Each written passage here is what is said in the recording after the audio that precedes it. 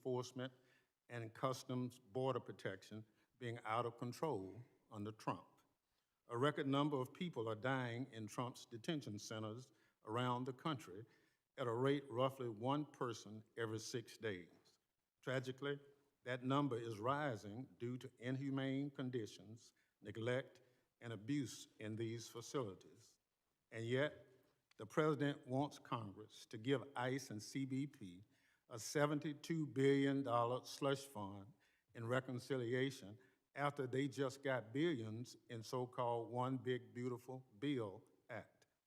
These are the very same agencies that killed 2 Americans in cold blood, took parents from young American citizens out of defending holding detainees in squalor at Delaney Hall. ICE and CBP should not get 1 penny more of taxpayers' dollars until they are held accountable. And Mr. Chairman, while we are on the topic, why isn't this committee doing its job? The Senate is at an impasse, but that doesn't mean the House can't craft a bill that responsibly funds DHS while putting guardrails around its rogue agencies. Our hands are not tied. House Republican leadership is just too lazy or too scared. Don't tell me otherwise. Previously, when the Senate started the reconciliation process, the House still did its job and marked up its own bill before making compromises with the Senate product. There's no reason we cannot do the same this year. Beyond the reconciliation issue, Mr. Secretary, I'm also very concerned that you seem determined to crash the U.S. economy by pulling CBP processing from airports in so-called sanctuary cities. The travel industry has sounded the alarm about your plan, warning of unnecessary chaos throughout the nation's air transportation system and devastating consequences to airports, airlines, and the traveling public. Americans are suffering enough in Trump's economy. They quite literally cannot afford another harebrained Republican scheme. I know we will be discussing this issue further today, among several others. Mr. Secretary, as I said at the outset, we're glad you're here because we have many questions for you. We expect that, unlike your predecessor, that you will stay and answer them. Secretaries of Homeland Security under President Trump have set a very low bar. Some might even say so low, it might set in hell. I wish I was more encouraged by your early actions as Secretary that you will clear that low bar, Secretary Mullin. The situation at DHS is critical, and the American people deserve better. As a principal oversight committee for the department, we will demand just that. Thank you, Mr. Chairman. I yield back. Other members of the committee are reminded that opening statements may be submitted for the record. I'm pleased to have a highly distinguished panel of witnesses before us today. Pursuant to Committee Rule 8C, I ask that the witnesses please rise and raise their right hand.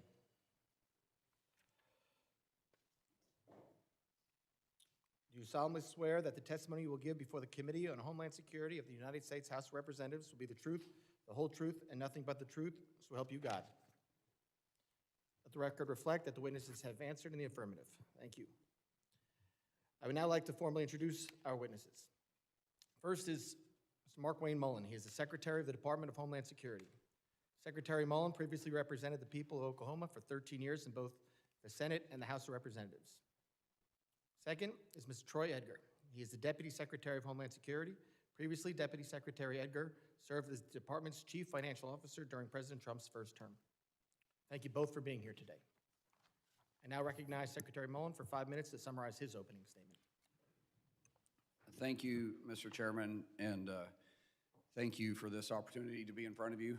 I sometimes wish that the members had to get sworn in too, so what they said would be true and factual as well, because what the ranking member just said about in his opening statement, I feel like I have to address because I'm just not sure I'll have the opportunity to do that. So first of all, I do thank you, Chairman, for allowing me to be here today. Ranking member, thank you, and thank you for allowing the Undersecretary, Troy Edgar, to be here with me.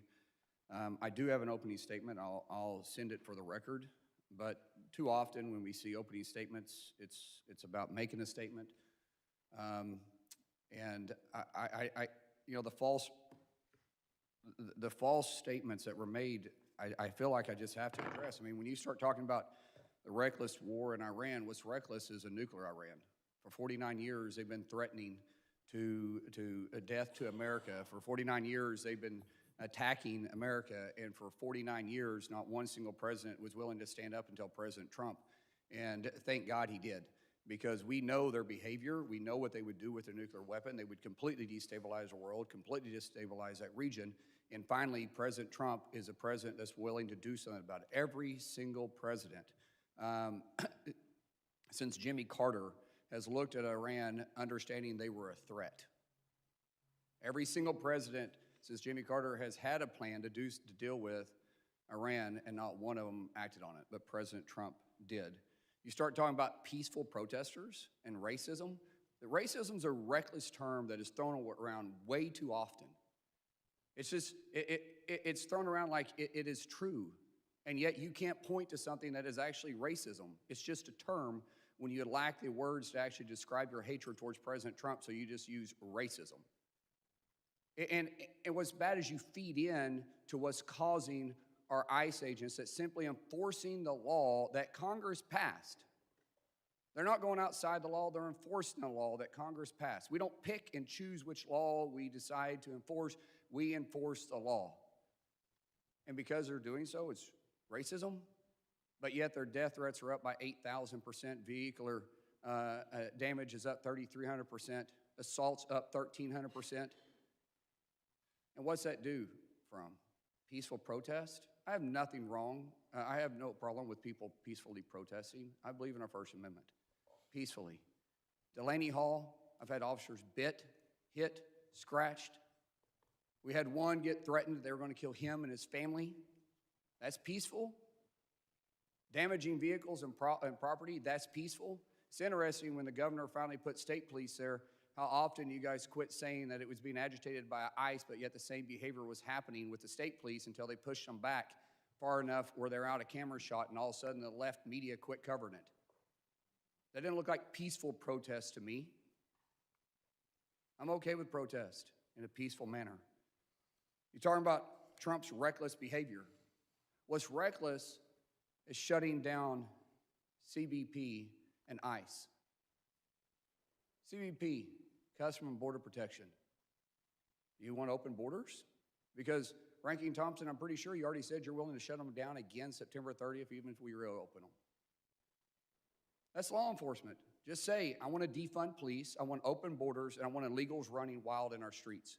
Because ICE every day is taking the worst of the worst off the streets. They're taking those that enter this country illegally off the streets, which is exactly what they were designed to do. And CBP is protecting our ports, our port of entries, and our borders. And yet we want to target them and defund them? That's reckless. You're talking about President Trump's ill behavior towards children? Yet we have found over 120,000 kids that were missing underneath the Trump administration when they lost touch of 340,000, which we fear most are now in trafficking rings. I didn't hear anybody complaining about that. What we've done under the Trump administration is we went and rescued these kids. What is inhumane about that? Nothing. He's doing the job that Biden administration turned a blind eye to. That shouldn't ever take place. If anything we can agree on, our kids should be watched over. Now, I do look forward to answering all the rest of the questions because I'm running out of time and I won't have time to go through all the ridiculous accusations you made towards the Trump administration. But I do feel a privilege sitting here in front of you. I feel a privilege of being Secretary of our Homeland and watching over the 275,000 employees that every day protect my yard and your yard, regardless if it's blue or red.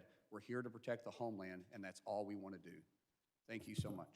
Thank you, Secretary Mullin. Members will be recognized by order of seniority for their 5 minutes of questions. As I've done in the past, I will be strictly enforcing the 5-minute rule. When that clock runs out, so does your time to keep talking. I now recognize myself for 5 minutes of questions. Secretary Mullin, FEMA's fiscal year 2025 preparedness grant cycle under the predecessor was impacted by delays in the release of notice of funding opportunities, which left applicants with a condensed timeline to apply for these awards. Furthermore, last-minute changes to the allocations of funding for the Homeland Security grant programs resulted in litigation that held up funds well beyond the end of the fiscal year. Understanding that the enactment of FY26 appropriations was significantly delayed by the 76-day shutdown, how are you now working to ensure that FEMA's 26 preparedness grant cycle runs more smoothly and transparently than the 25 cycle? Thank you, Chairman. And it is a challenge that we have because of the shutdown for 76 days put us way behind on the MOUs that we had with local and state partnerships. Fortunately, the local and state partnerships, just along with ICE, DHS, and other DHS officials, was still willing to go out and do their job for free. And so we haven't dropped the mission, but it has made it more difficult. We're up against a timeline. We're 10 days, roughly. I think we're 11 actually, but we're 10 days from the first kickoff, 11 days from the first game in LA on June 12th. And we have a lot of work to do. But our grants are out. We're getting the local law enforcement back pay because they didn't get their grants on equipment, on personnel, on overtime.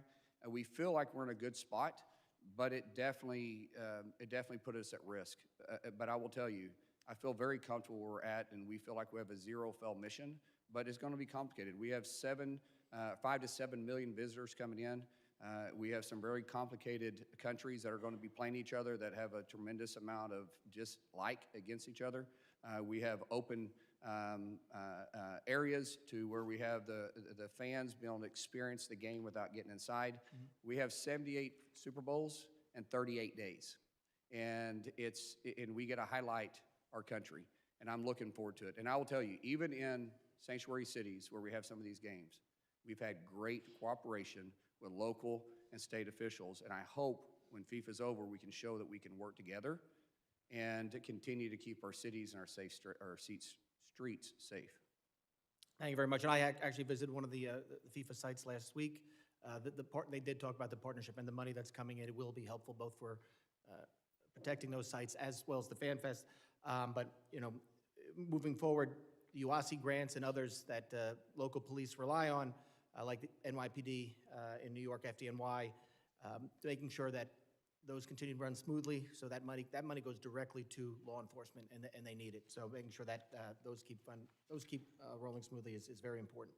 I want to move over to CISA. Over the last 18 months, it has seen a significant reduction in its total headcount, including through a combination of voluntary departures, reductions in force, and reassignments of personnel. One of my since being on this committee is ensuring that CISA can effectively execute on its core mission to protect federal civilian networks and our nation's critical infrastructure, especially as our cyber adversaries are increasingly utilizing tools like AI to enhance their capabilities. I'm concerned that some of the proposals in the budget request, including cuts to CISA's personnel and cybersecurity education programs, which help sustain a pipeline of skilled cybersecurity professionals in the U.S., could negatively affect those efforts. As Secretary, can you talk about your vision for CISA and how this budget would support the agency's critical functions during a time of rapid development and emerging AI threats? And Deputy Secretary Agra, if whoever wants to jump in on that, that's fine. So CISA technically has the ability to hire up to 3,400 people, and we have very broad authorities. During the shutdown, our fourth shutdown of the year, we had to readjust the way we're looking at CISA and better lean on public partnerships. We have a very unique authority that we take care of from international cyber all the way down to local, small businesses, large businesses, municipalities, and states. But we also take care of the communications at every major sporting event as well, including FIFA. When we looked at that, we think, do we really need 3,400 individuals? Well, we're down to 22. We probably need somewhere around 28 if we can actually have the partnerships we need with states and be able to use the grants, the monies that's saved with CISA to be able to invest with local and state municipalities. And I think we can. We're not going to fail on the mission that we have in front of us. And cyber attacks are only getting stronger. Yeah. And they're attacking our private partnership the most. Thank you, Mr. Secretary. My time has expired. I appreciate that, and I now recognize the gentleman from Mississippi, the ranking member, Mr. Thompson, for 5 minutes of questions. Thank you, Mr. Secretary, Mr. Chairman. Mr. Secretary, while Americans struggle to pay for gas and groceries, President Trump and his allies are constantly enriching themselves off taxpayer-funded contracts. Under then Secretary Kristi Noem, DHS authorized contracts totaling billions of dollars for luxury jets, self-promotional ads featuring horses, recruiting campaigns seeking white nationalists, vehicles wrapped in ICE logo that currently sit idle, massive industrial warehouses to detain human beings. As all of those contracts went to companies with ties to former Secretary Kristi Noem's, her special government employee, Corey Lewandowski, President Trump, and Republican donors. In March, the White House confirmed that companies complained that Corey Lewandowski tried to shake them down in return for DHS contracts, just like Tom Homan and his restaurant takeout bag of cash. Secretary Mullin, have you canceled or modified any of the corrupt DHS contracts signed by Secretary Noem? Ranking Member Thompson, I wish we could just ask questions without you injecting your personal opinions and things. I'm not here to talk about Corey and Kristi, first of all. We do have some IG investigations. I'm not sure what they're about. They haven't shared with me, but we do have some stuff going on. But they were happening before I got there. But when you start saying campaigns by hiring white nationalists, that's racism. You have no proof on that. That's just your words that you want to throw out. And racism is very dangerous. And we should all know that. We should all respect that. But that's dangerous language that you use there. Reclaiming my time. There's no question about the contracts. We know warehouses have been bought for 2-3 times their appraised value. It's in the public record. There are a lot of other things. A $200 million public ad featuring horses, the secretary riding horses. That's grifting. That's wasting money that could go on the core mission of the agency. But obviously, you don't see any problem with that. No, that's not true. We are looking at the contracts that weren't already signed, and we did go through and cancel most of those. Well, that's the question that I asked. But I was talking specifically about your dangerous language of saying white nationalists. Well, that's a dangerous language, and you should record apologize speaks for that. itself. So now, will you provide the committee with the contracts that you have had canceled since you've been secretary? Go ahead and answer that. Yeah, we're doing a couple things right now. The first thing the Secretary and I did when we came back into the organization is we met with the IG, and we went through and had discussions of any of the open contracts that are out there. So at this point, like I said, what we're here to focus on is FY27, not the past. So I'm hoping that we'll be able to get to this question. You're reclaiming my time. If you know something is done wrong, then I think you are obligated to stop it. I absolutely think so too, but I think you have to follow the process. The IG is the person that No, will go not the through IG. evaluation of that. The IG is based on a complaint. A number of complaints have come directly to the agency. We have, on the contracts, we stopped the contracts moving forward on some of the stuff that wasn't already signed. Some of the contracts were already there, they're there, unless the IG takes a look at them and says that they were falsely signed or under false circumstances. I can't cancel it unless it's under penalty. So what contracts can you share with the committee that have been stopped because of some irregularity? You mean the ones that we didn't sign? That's right. Yeah, we can give you those. That's easy. We give us some time to respond to that, and we'll get to you, and we'll do it in a timely manner too. All right. There's been some comment about punishing sanctuary cities relative to withdrawing CBP agents and other things. Have you reconsidered those comments you made based on the It wasn't punishing sanctuary cities. It was sanctuary cities refusing to allow local and state enforcement officers to respond when we called. What we, and their response was, is we don't have the resources. Well, if they don't have the resources and we have to pull the resources someplace, I'm not going to pull them from other regions. I have 80,000 law enforcement agencies through reclaim my DHS. time. And through DHS, I can pull them out of Customs and Border Protection. That's out of the airport. And unfortunately, until they get the resources at the state level, I don't have a problem, or I don't have any other option but protect my employees at these federal facilities that the state and So local the governments are cities using. that you have said you would withdraw from, you're not going to do it now? No, I did not say that. I said as long as they're willing to cooperate with Gentlemen. us. When they say they can't respond, local and state officials, because they don't have the resources, then I have to get the resources from someplace. And I pull my officers as a whole through DHS. And if that means I got to pull them out of Customs and Border Protection from processing international flights, I will. As they're cooperating with us, then I don't have to do that. Thank you very much, Mr. Secretary. Thank you, Mr. Ranking Member. And Secretary, I let you finish that because I imagine that would come up again. So I think getting the answer on the record now is great. But again, I want to limit everybody to 5 minutes or we'll be here all day. I now recognize the other gentleman from Mississippi, Mr. Guest, for 5 minutes of questions. Thank you, Mr. Chairman. Secretary Mullin, thank you for being here. Thank you for your leadership. You came into the agency at a very critical time for DHS. 76-day government shutdown, the longest shutdown of DHS in the agency's history. We still have components of the agency that are not funded. You mentioned about some of the major events that you will be helping secure, the 11 different sites for the FIFA World Cup games across the United States, which will start next week. America 250, the preparation for the Olympics in 2028. And so I personally want to thank you and your team for your service. The ranking member mentioned in his opening statement, he said that under this administration that we have set a low bar at the Department of Homeland Security for the secretaries running that. I will tell you that I am proud to have you serving in that position.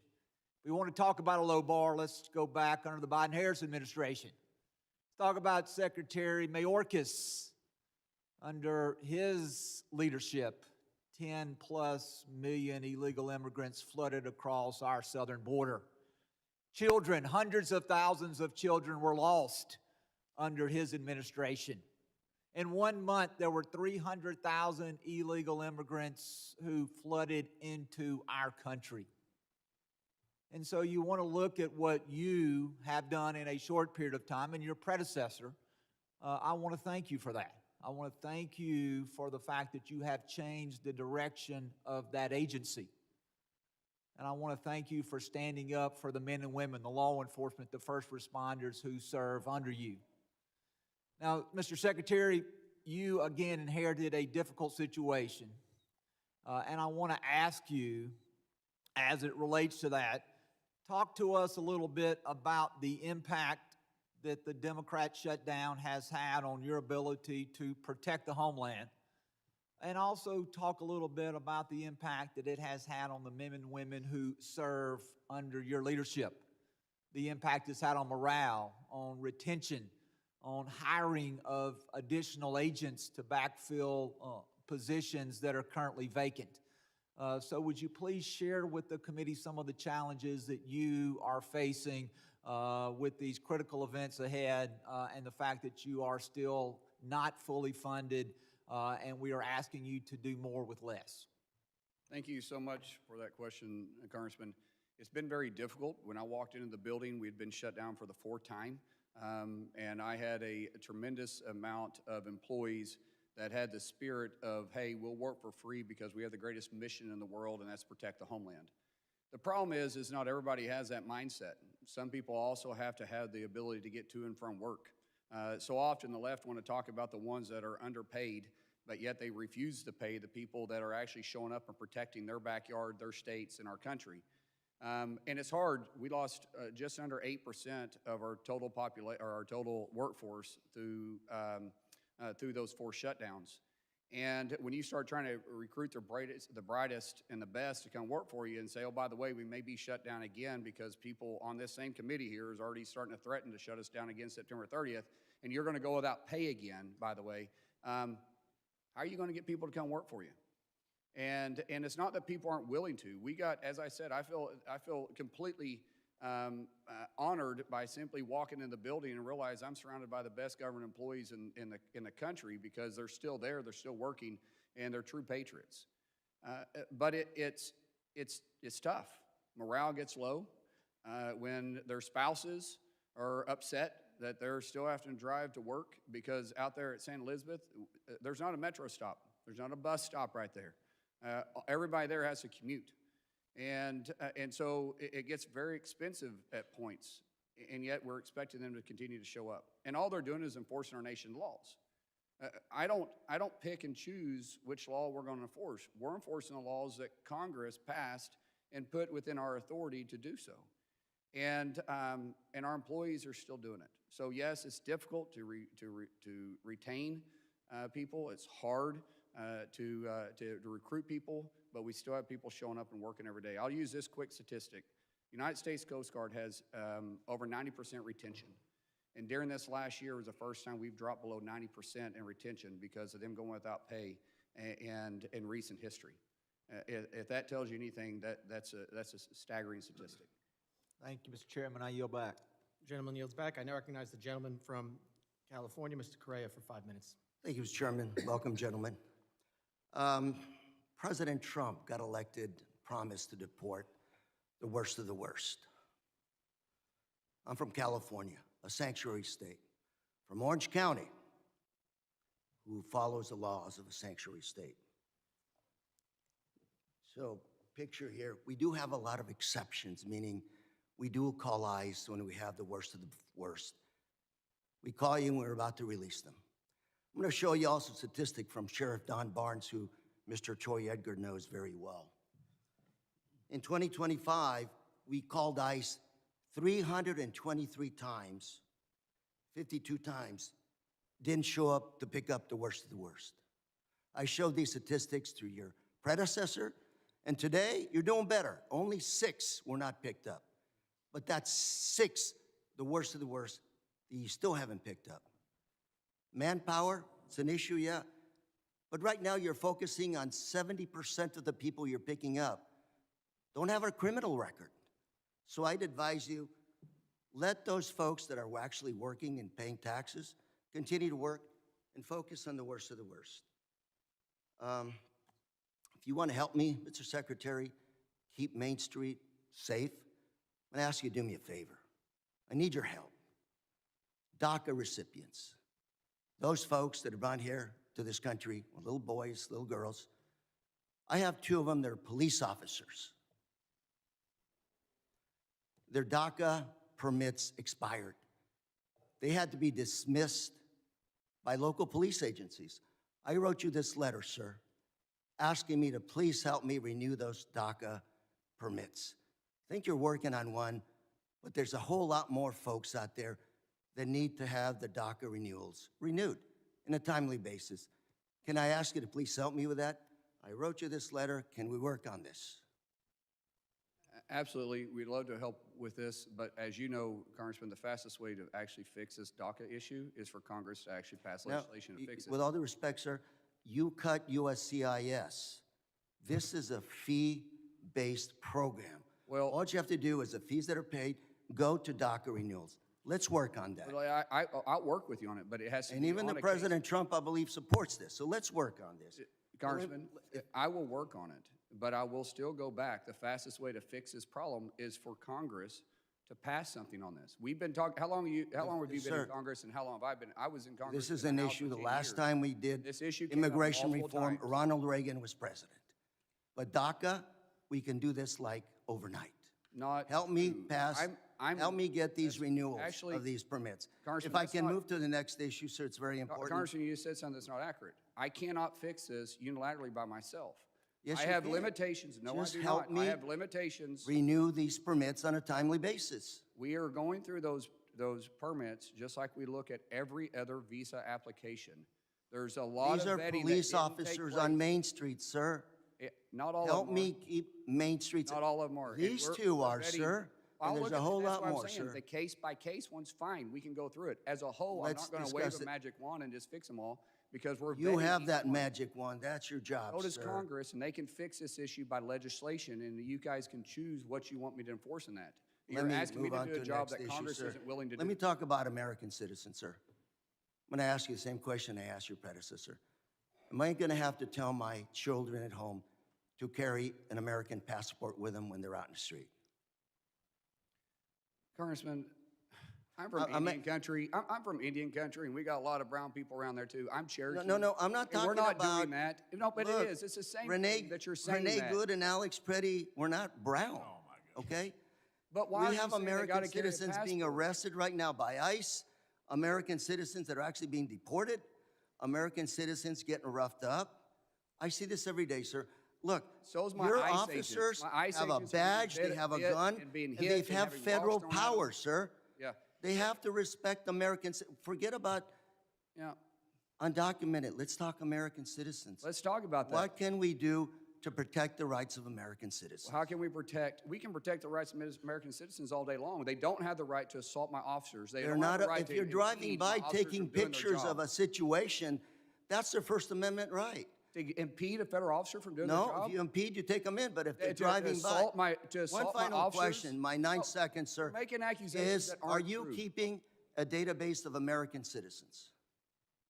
Are we keeping a database? Yes, of sir. American citizens? A lot of your ICE agents out there Well, have sir, said, we that's are already keeping out a there. database of, no. Then how do you without get a passport any if you don't have a database authority. of American How can you keep a database of American Gentlemen. citizens, sir? Why? Gentlemen's time's expired. That's your authority. I now recognize the gentleman from Florida, Mr. Jimenez, for 5 minutes of questions. Thank you, Mr. Chairman. Mr. Secretary, good morning. When I was mayor of Miami-Dade County, there was a facility down in Homestead that housed children, minors. And every day that there were Democrats outside demonstrating, saying that how horrible it was inside. Former Senator Kamala Harris, my predecessor, a lot of other ones were out there yelling, screaming how bad it was. So I decided as mayor of Miami-Dade County, I was actually going to go in and check it out because it was in my jurisdiction. So I checked it out. There's nothing wrong in there. What they were doing, they were teaching those children how to speak English. They were giving 3 square meals. They were in a dorm setting with a supervisor, with a chaperone. And then there was a bank of people that were actually calling around the country to find sponsors for these children. And the reason the children were there is because you can't house children in a detention center where adults are. That's why they were separated. But you know what they weren't? They weren't lost. You said we had 340,000 lost children under the Biden administration? That is correct. That's a rough number because that's the best we can identify for sure, but that number we expect could go much higher. Much higher than 340,000 lost children. And so the Democrats on the other side of the aisle here, they're yelling and screaming because the Trump administration separated them because they had to separate them, but actually found them sponsors, didn't lose them, and yet the Biden administration under Mayorkas lost over 340,000 children.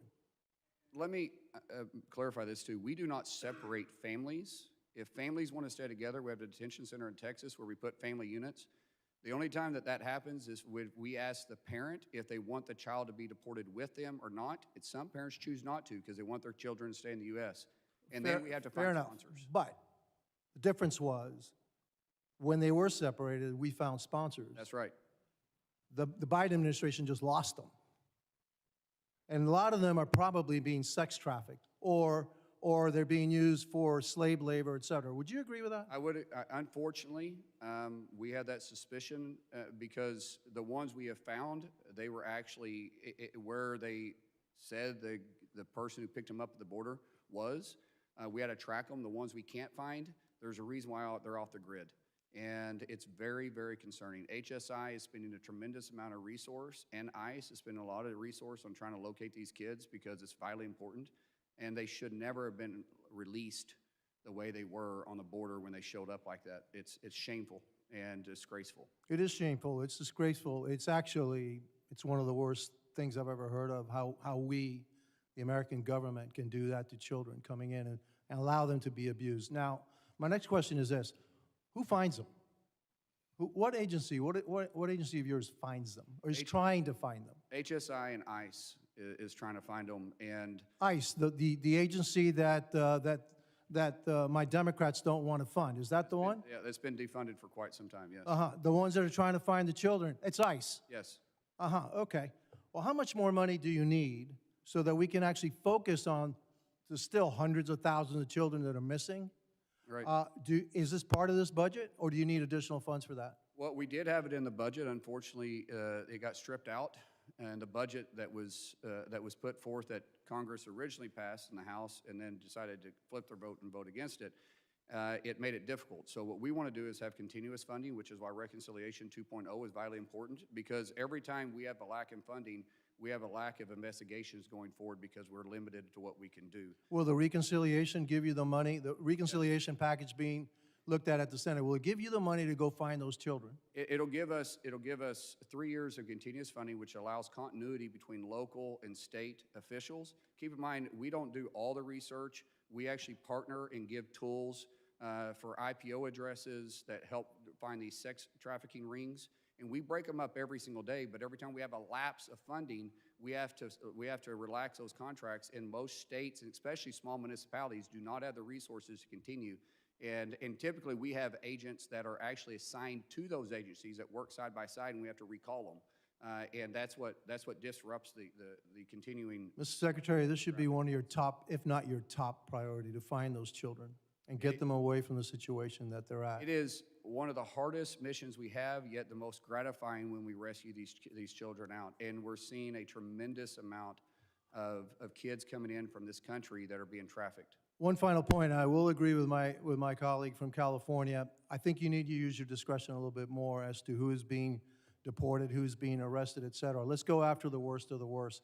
To have six of the worst not being picked up, that needs to be rectified. So, real quick on that, we have Secretary. 48 hours, yeah, but just to respond to that, we have 48 hours from the time they're in custody to the time to pick them up.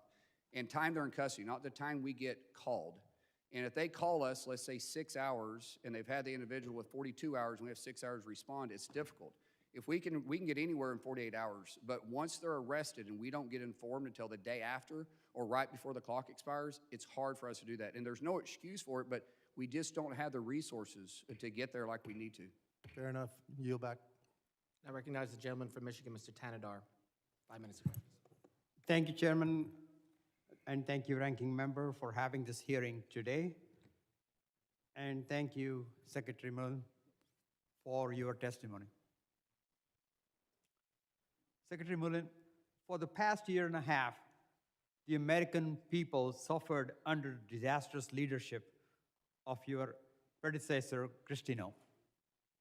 Cities across the country faced an unprecedented onslaught of immigration raids targeting civilians based on color of skin or language they spoke.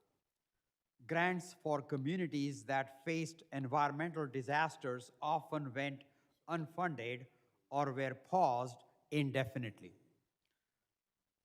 Political donors received numerous DHS contracts worth millions, and decisions made by the highest courts in our land to put a leash on your department were often blatantly ignored.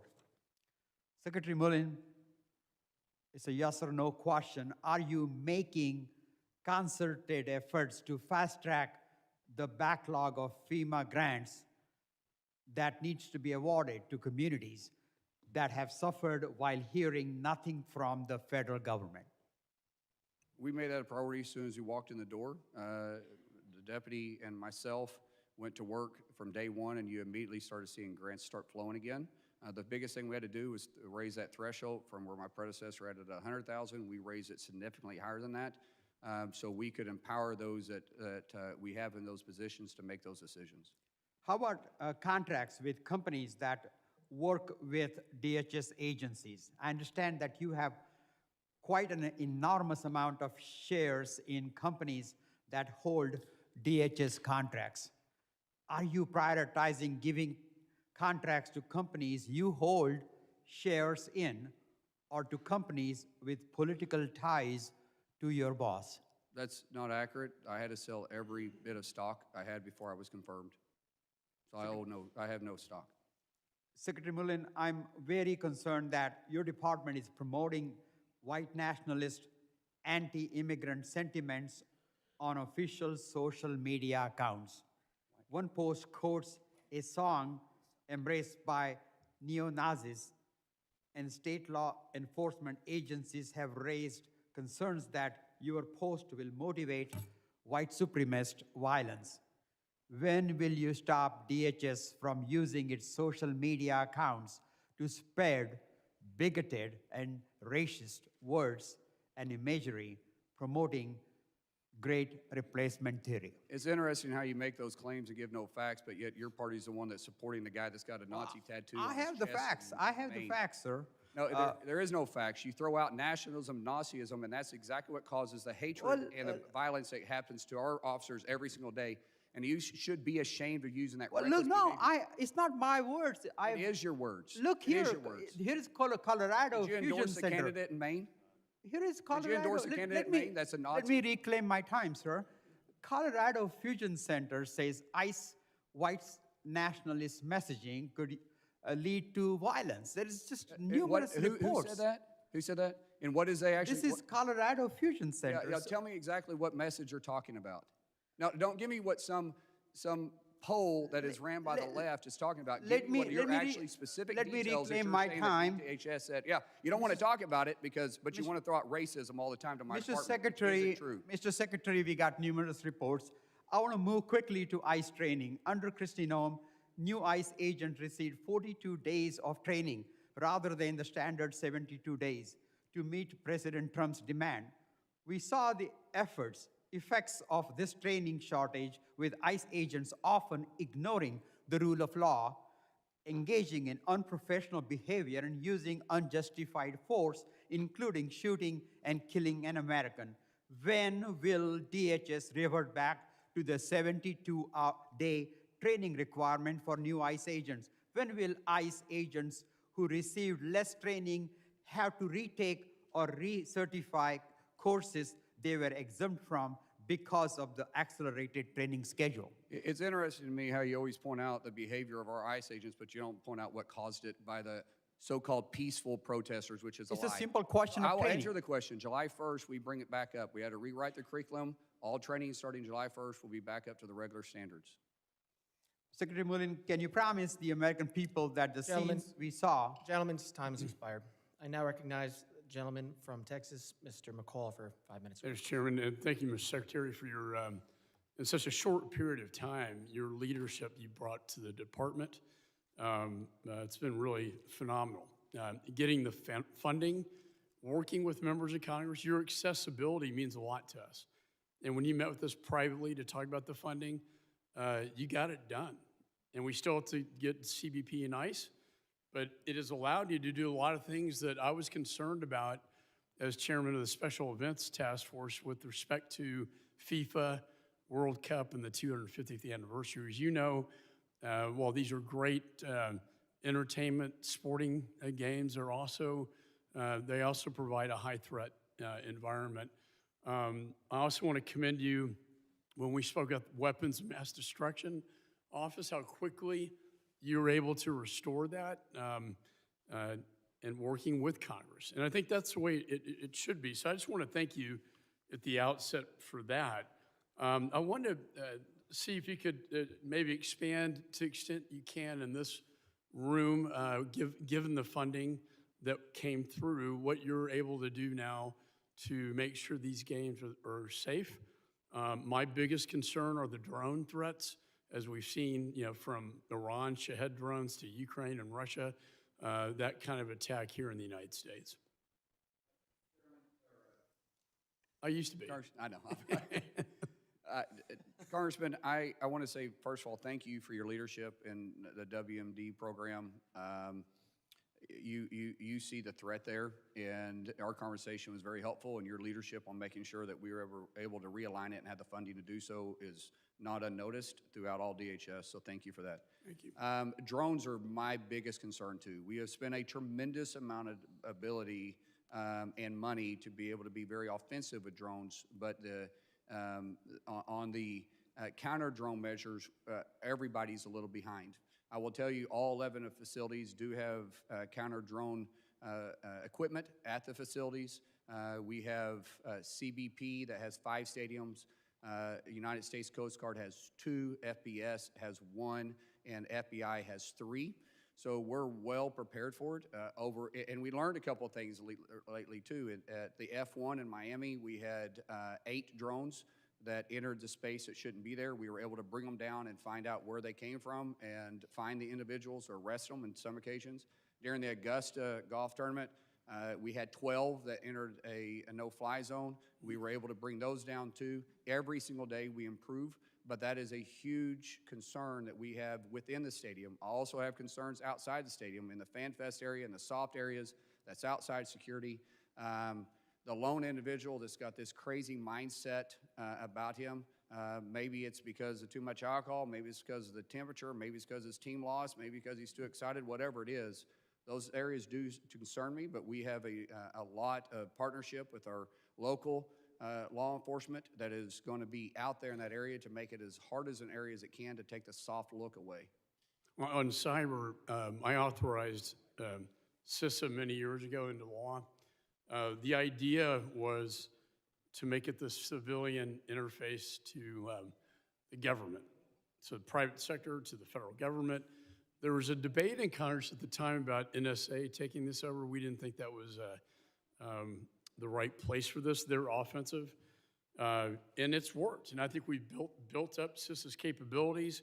I'm a little concerned. I just want to raise the issue. I know in the latest executive order on AI that the president is putting the Treasury Department in the spearhead role as the clearinghouse for that effort. And while I understand, FinCEN and the financial sector being threatened by a lot of cyber models out there, I just want to reiterate the intent of Congress was for DHS to be the point person, the point agency on this. So CISA interacts with just about every other agency out there. And when we started looking at the biggest threats that AI is used for, it is through financial gain. But there isn't a single agency that DHS doesn't have counter operations with. So why Treasury and Scott Bessett and I talk all the time, he is very capable. We are very comfortable with what's happening there with them leading in this area because we're partnering with CISA and our tools with the unique authority we have, and then he has separate authority. So because of the coordination, I think we're better prepared than just leaving it within DHS. Excellent. Thanks for that answer. Gentleman yields back. I now recognize the gentleman from Rhode Island, Mr. Magaziner, for 5 minutes of questions. Thank you, Chairman and Secretary. We understand that laws need to be enforced, but your department has a lot of discretion in how you enforce those laws. When raids or apprehensions are carried out at schools and parents are forcefully separated from their children as other children look on, it terrorizes those kids. When raids are carried out at hospitals, people's lives could be put in danger. When they're carried out in courthouses, people may be afraid to show up and offer testimony that could be needed to put bad guys behind bars. But under the Trump administration, there have been numerous examples of raids and apprehensions being carried out in these types of sensitive locations: churches, hospitals, schools, courthouses. Now, I recognize that most of this occurred under your predecessor, before your watch, when you stepped into the role. So now that you're in charge, will you direct the people under you to avoid operations in those kinds of sensitive locations? First of all, Congressman, I want to thank you for coming out to St. Elizabeth and visiting me. There's not too many members that make that drive, but I hope you got to see a dedicated workforce when you walked in that building and the professionalism that we do every single day on keeping the homeland safe. So when we start talking about sensitive areas, we're not actively patrolling or enforcing in sensitive areas. However, we do serve warrants in those areas, and these are going after the worst of the worst.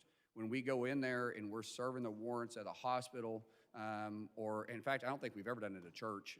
The only thing that's happened at church is the protester by Don Lemon. But when we start looking at actually what's happening in these sensitive areas, we're pulling it out. Now, courts, I will say in courts, when we go pick the individuals up, we're not raiding the courts. We're picking them up on final orders, meaning that they've already went Can through I just all the ask for court some systems. It's time to be clarification deployed. on this? So are you saying it's your policy, and again, I'm talking about your tenure, not your Yes. predecessor. It's your policy that there won't be operations, apprehensions in these types of sensitive locations unless you're serving a warrant? Unless it's a felony warrant.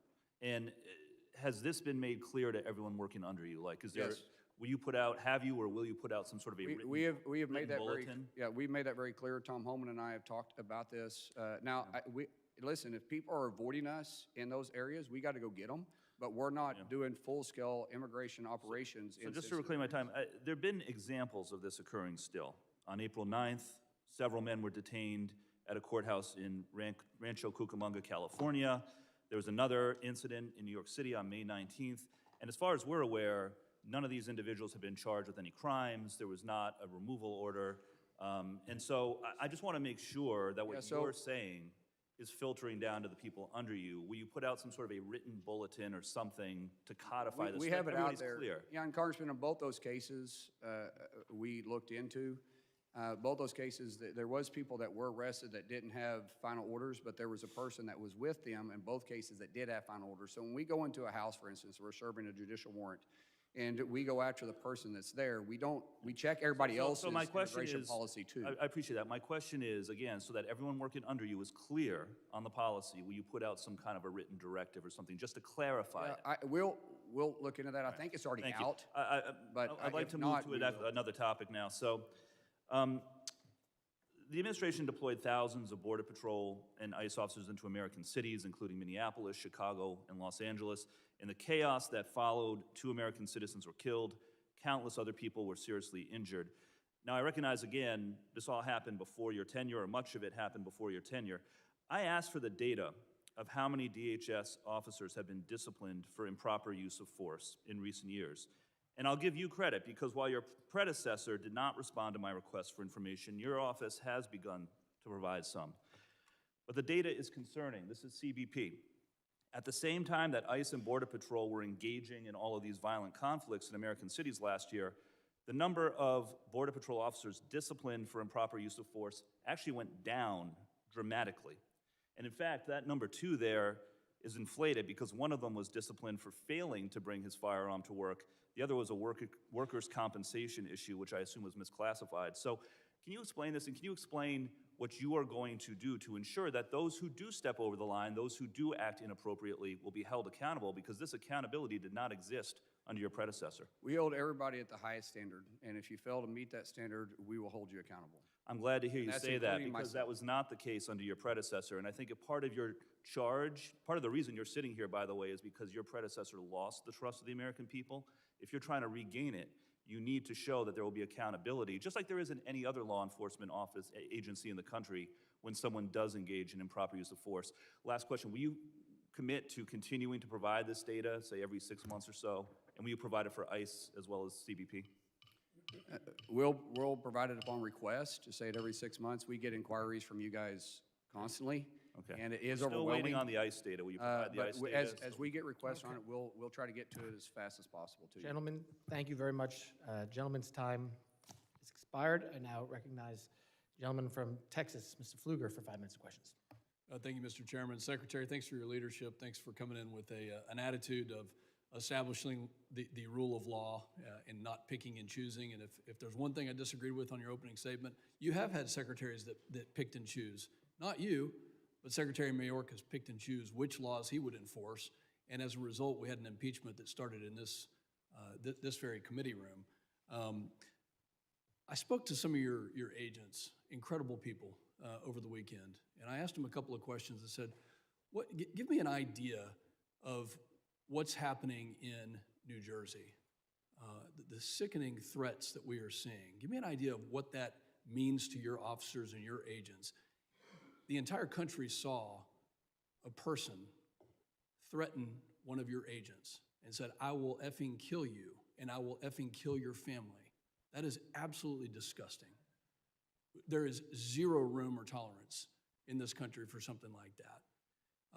Your agents recommended that we work on enhancing the penalties for doxing, for intimidating, for threatening federal agents, including Customs and Border Protection agents. That's exactly what I'm going to do. And I want to ask my Democrat colleagues right here in this committee room right now, who wants to join me in legislation to enhance federal penalties for doxing, intimidating, or threatening federal agents? Who wants to join me? Will you include federal judges? No, I'm Because not I'll ready. join you if you include federal judges. So, Mr. if you include- Mr. Goldman, Mr. Correa, And if you include elected officials, because all of us have gotten Gentlemen, our the families gentleman will threatened as well. The gentleman will I'm suspend. happy to join you on that. Gentleman will suspend. This is your time. Questions are directed at the secretary. Please continue. thank you, Mr. Chairman. Mr. Secretary, we're going to work in a bipartisan manner to protect your agents. And you just heard it from my colleague, Mr. Goldman, and you heard it from my colleague, Mr. Correa. We're going to work in a bipartisan manner to protect your agents, to make sure that that never happens again, and those penalties are enhanced as much as humanly possible. Yeah, I think it should be that way too, because we have your colleagues from the other side of the aisle a lot of times talk about the mask and why they're masked men, but it's the doxing that takes place. This officer that was threatened didn't have a mask on, but he does have a family. And what's interesting is they knew his family because they're very sophisticated. These aren't just peaceful rioters or peaceful protesters out there. They're well-funded and they have technology, and we see it immediately. When we have officers that are out there that don't have a mask on, they get doxxed and their family starts getting attacked on social media. They start getting attacked at their schools. They start getting verbally attacked. They start getting verbally attacked at their schools and at their homes. And so it should be, if we want to eliminate the officers from having to wear a mask, then increase the penalties, and we should all agree with, if they dox them, they threaten them in any way whatsoever, it should be a very stiff penalty to get all their attention, and then those that are funding the protest should also be held accountable the same way. We're going to work on that. You have my commitment. Now we have a bipartisan agreement to do that. Let me ask you the same exact question that I asked Secretary Mayorkas when he was sitting here. And I said to him, are there people who match the terror watch list that have been let into the United States? And if so, is the Department of Homeland Security trying to do something about it, to extract them, to find them, to prosecute them, to get them out of our country, to keep our country safe? So I'll ask you that question. Every single week, we're arresting terrorists either coming across our border or that's already in this country. What's interesting to us is one of the ways we're able to find these terrorists that's on the terrorist watch list that was let in under probation with our previous administration is when they're coming back flying from this terrorist country that they came from to begin with. What they'll do is they leave the United States, they go into Canada, they fly out of Canada, and then because of the relationship we have with them, we'll recognize when they come in and land, they'll either arrest them or we'll track them until they cross the border, and we'll arrest them at the border. But every single week, we're arresting terrorists that are entering into this country, and we've seen a dangerous tick up in Iran right now. It only took a change of our administration to get the correct answer on that, and I thank you for that. Because President Trump every single day is focusing on making America safe and great again. I appreciate that, Secretary, and I believe you, and we know that you're doing everything you possibly can, and your agents are as well. Last question for you. It's been talked about with CISA, and just want to kind of get an understanding to make sure that CISA is it is definitely the central authority when it comes to the coordination, whether it's Treasury or anybody else, because there were some concerning things that we heard. Last 15 seconds to you. So we coordinate with Treasury, but we coordinate with all the agencies along the way. And CISA, as I said, has very unique authority. It hasn't completely been utilized. We're going to restore that. We're putting the right people in place. We've got a person soon to be nominated that'll be running CISA that has the ability to recruit and focus on the authorities we have. We want CISA to be the leader in cybersecurity. They should be, and they will be.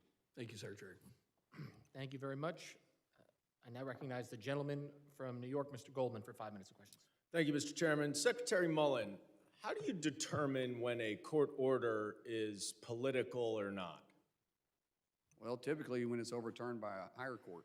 So in the interim period, when it's on appeal, do you follow that court order? Sir, we enforce the law every single day. We don't pick and That's not my choose which question. law we enforce. We simply I'm not enforce talking about the law. I'm talking about a court order. But it is a law. So we're enforcing the law every single day. Okay, And because that's what we do. yesterday the thing that concerned me is that you would not you would not certify to Senator Murphy that you will follow the court orders, What I said is the even exact if same you answer I gave you right disagree. now. Sorry? I gave him the exact same answer I gave you. We'll enforce the nation's laws. That we don't pick and choose which law we enforce the nation's laws. But it is So then sad why is it sometimes relevant whether it's political or not? Because we see lower benches and even upper benches that make decisions based on political reasons, not just But, sport. so who makes that decision? You say we see it. Well, Who we decides see that it it's all the political? time. Tell me it hasn't happened. You guys I'm complained about it asking, when I'm the asking Biden you- administration was in office. and I you didn't complained say when that. Trump was You in said it. You said you see I'm it all the saying time. we enforce Do you the law. decide that? Congressman, I said we're going to enforce the law. We don't pick and choose which law. We enforce the nation's laws. Full stop. So you will follow court orders. Is that? Said we'll enforce the nation's laws. Now, you are aware, I'm sure, of a case in New York related to the arrests at immigration courthouses. In March, the U.S. Attorney for the Southern District of New York wrote an extraordinary letter to a judge accusing an ICE lawyer of concealing a memo from both the U.S. Attorney's Office and the judge. And that memo specifically undermined the policy that ICE was using to arrest immigrants at immigration courthouses. You're familiar with that? I'm actually not. You're not, okay. Well, that is what happened. It's a little disappointing to me that you're not familiar with that. I don't know the number of cases we have that could we get sued. Well, on this is every the day. question, though. So- I worked in the Department of Justice for 10 years. I've never seen a letter like that where a representation by a government agency to a court that another government agency actively concealed a memo that ultimately changed the decision. Has there been any disciplinary action taken on that ICE agency lawyer? I'm not familiar with the case. I already said that. Well, that's disappointing to me because we get hundreds- I've never. we get you hundreds get of hundreds, these but all I the time. trust you. You do not get letters like this to courts from the U.S. Attorney's Office accusing their own government colleague in a different agency of concealing a memo. And now the problem is. I would have to see it before I take your full. That's fine. You can. Unfortunately, You a lot of should stuff gets also taken out look. of You should context. also look at the judge's order, where he then prohibited any arrests at immigration courthouses at the 3 federal buildings in New York City. Are you aware of I that don't order? believe he has the authority to do that. Because when they're on final order, we You have don't the- think we he have has the right to pick it authority up. to do that? When they're on final order, we pick them up after the court case. That's law. So where are we supposed to arrest them if they're on final order and it gets denied? Sir, they're not going for a final order of removal. No, They are well, that's a going blanket for their statement that asylum you just said. case. You just said a blanket statement. You didn't give preference to it. I said if it's a final order. You said they're not supposed to arrest any. That's what you just said. At immigration courthouses. If they're on final order of removal and they filed their last appeal, then we have the right to pick them up and deport them. That never happens. Never. No appeal ever happens at a courtroom in immigration court. Okay, what happens every day and thousands of time against your own policy is that people who are here lawfully seeking lawful status go to court because they're required to do so. And then they come out of court and they're snatched by your ICE officers, they're arrested, they're sent to Delaney Hall, they're sent to the MDC. They are not the worst of the worst. They have no records. And you know how we have no record? They have no records? Because those 2 facilities are low security. They are not allowed to go there if they have serious criminal convictions. Delaney Hall has. I didn't ask a question. I didn't ask a question, You made an sir. accusation. I You said reclaim my time. 666 people that's in Delaney Hall, 228 are serious I reclaim felons. my time. I would like extra time, please. So the problem is that they are being arrested without a final order of removal. Judge Castell, a Bush appointee, I don't know if that matters in the political calculation, has ordered that to be stopped. Are you going to stop that same process outside of New York City because it applies equally every single place in this country? The gentleman's time has expired, and I would like for him to I will answer remind, the gentleman's time's expired. I will remind the witness that when this is the member's time, when they reclaim it, please allow them to move on. I am trying to hold everybody to the 5 minutes. I'm letting him try to answer when these are important, because these are important questions, everyone. I'm trying to let him answer, but I will still keep order here. So witnesses, when the time is reclaimed, please allow the member to continue. Their time is limited to 5 minutes. It's and a I will- simple question. Can he Well, answer it? no, your time's now expired, and I will recognize the gentleman Well, from. way to run interference. No, your time was limited to 5 minutes, and you started with the statement. I will now recognize the gentleman from Oklahoma, Mr. Burkeen, for 5 minutes of questions. Mr. Secretary, it's truly great to see you in this role. I mean, I think you're doing an outstanding job. I hope that the exchange between Representative Magaziner, Democrat from Rhode Island, I thought that was a really great exchange between the two of you. He paid you a huge compliment, and you paid him a compliment. And you've shown that, you know, the way that even you started this was you didn't go on script, and that's your strength.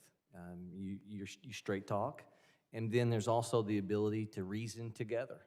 And so I just want to commend you for the tenor that you're bringing before this, and I thought his comment and his compliment to you was well-deserved.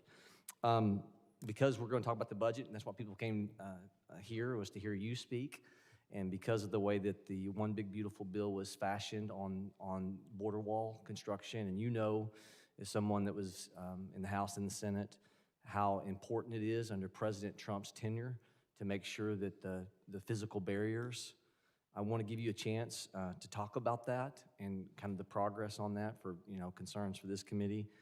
And I'll transition to something else, and I know the people want to hear you. Yeah, so on the border wall, first of all, we are on track to have the primary wall done, completed from the Pacific to Gulf of America this time next year. We'll have all contracts out by the end of this month. We're having great progress. Now, the primary wall is not the secondary wall. The primary wall is the first wall up because of the way the cartels adjust and their criminals and their thugs and their terrorists. We have to push out a secondary wall because they've been going in and cutting the wall. And before we can respond to some of these remote areas, they've been able to get through, because every mile we put up, the bigger or the smaller the choke point gets for criminals to cross. But we see that, so we're putting 150-foot, some places, sometimes it's smaller than that, for a secondary wall that they got to go over, plus a smart wall, which will tell us approximately how many people are there, if they're carrying a pack, if they're not carrying a pack. The smart wall is pretty impressive, and we can put a drone in the sky and immediately keep eyes on them. So we're well within track. The secondary wall, we feel like if we can continue to have the progress we have and the partnerships we're having, we will probably complete that the summer of 28. And so all of it will be fully completed. Now, weather can play a role in that, but that's being pretty generous with time. I think your construction background is going to be paramount. And I have made some trips, and we've been able to look over that wall. Flew over a tremendous amount of it. We have some Democrat members that's had some concerns, some Democrat senators, congressmen, every one of them we try to address immediately. President Trump's safety. If you could talk about it, the things that, you know, we've seen, the multiple attempts attack against him, your role over Secret Service. Secret Service does a phenomenal job, and they're understaffed. We need to hire about 860 agents right now. President Trump, unfortunately, assassination attempts on him have become normal, and it's sad. It doesn't seem like it faces him. He's laser focused on his job. He trusts the Secret Service. I trust the Secret Service. They're the ones that protect me every single day. They are phenomenal people, but they're working around the clock. I just want to point something out, the reason why it's so important to continue funding and keep it pushing forward. In 2028, we're going to have the busiest year for Secret Service in the history of the Secret Service. And just to keep in mind, we're going to have a tremendous amount of governments that's going to be visiting during the Olympics. We're going to have an election year coming up. There's a real possibility we could have 3 presidential details and 3 VP details, and possibly more than that, because if they require us to do it before the convention, it could stretch us thin. That's Secret Service's responsibility to do that. Plus all the dignitaries that's coming in from out of the country. Secret Service provides service for that. And just about every one of these major events, even though DHS has the overall view of it, when you start taking Freedom 250, you start taking the FIFA games, you look at what's going on in the Olympics, the SEER rating, that is the rating of seriousness of protection needs to be there. That's all ran by Secret Service. Now, we partner with them, but they are stretched thin. And we're going to have to plus their budget up significantly to be able to allow them to meet that threat coming towards us. Given 30 seconds, regarding the task force that was set up about trying to find more, greater means for efficiency with FEMA, as someone who's from Oklahoma, who readily knows how Oklahoma is often impacted by weather events, you got about 10, 15 seconds here. Anything you can tell us about the progress of that task force? Yeah, we're going to have to restructure the way FEMA operates and push it closer to the states. The dollars that get to the states, they can do it cheaper and more efficient and faster than FEMA could ever do. FEMA was never designed to be the first in and last out. They were there to support the state and the local community on their bad day. Gentleman yields back. I now recognize the gentlelady from Illinois, Ms. Ramirez, for 5 minutes of questions.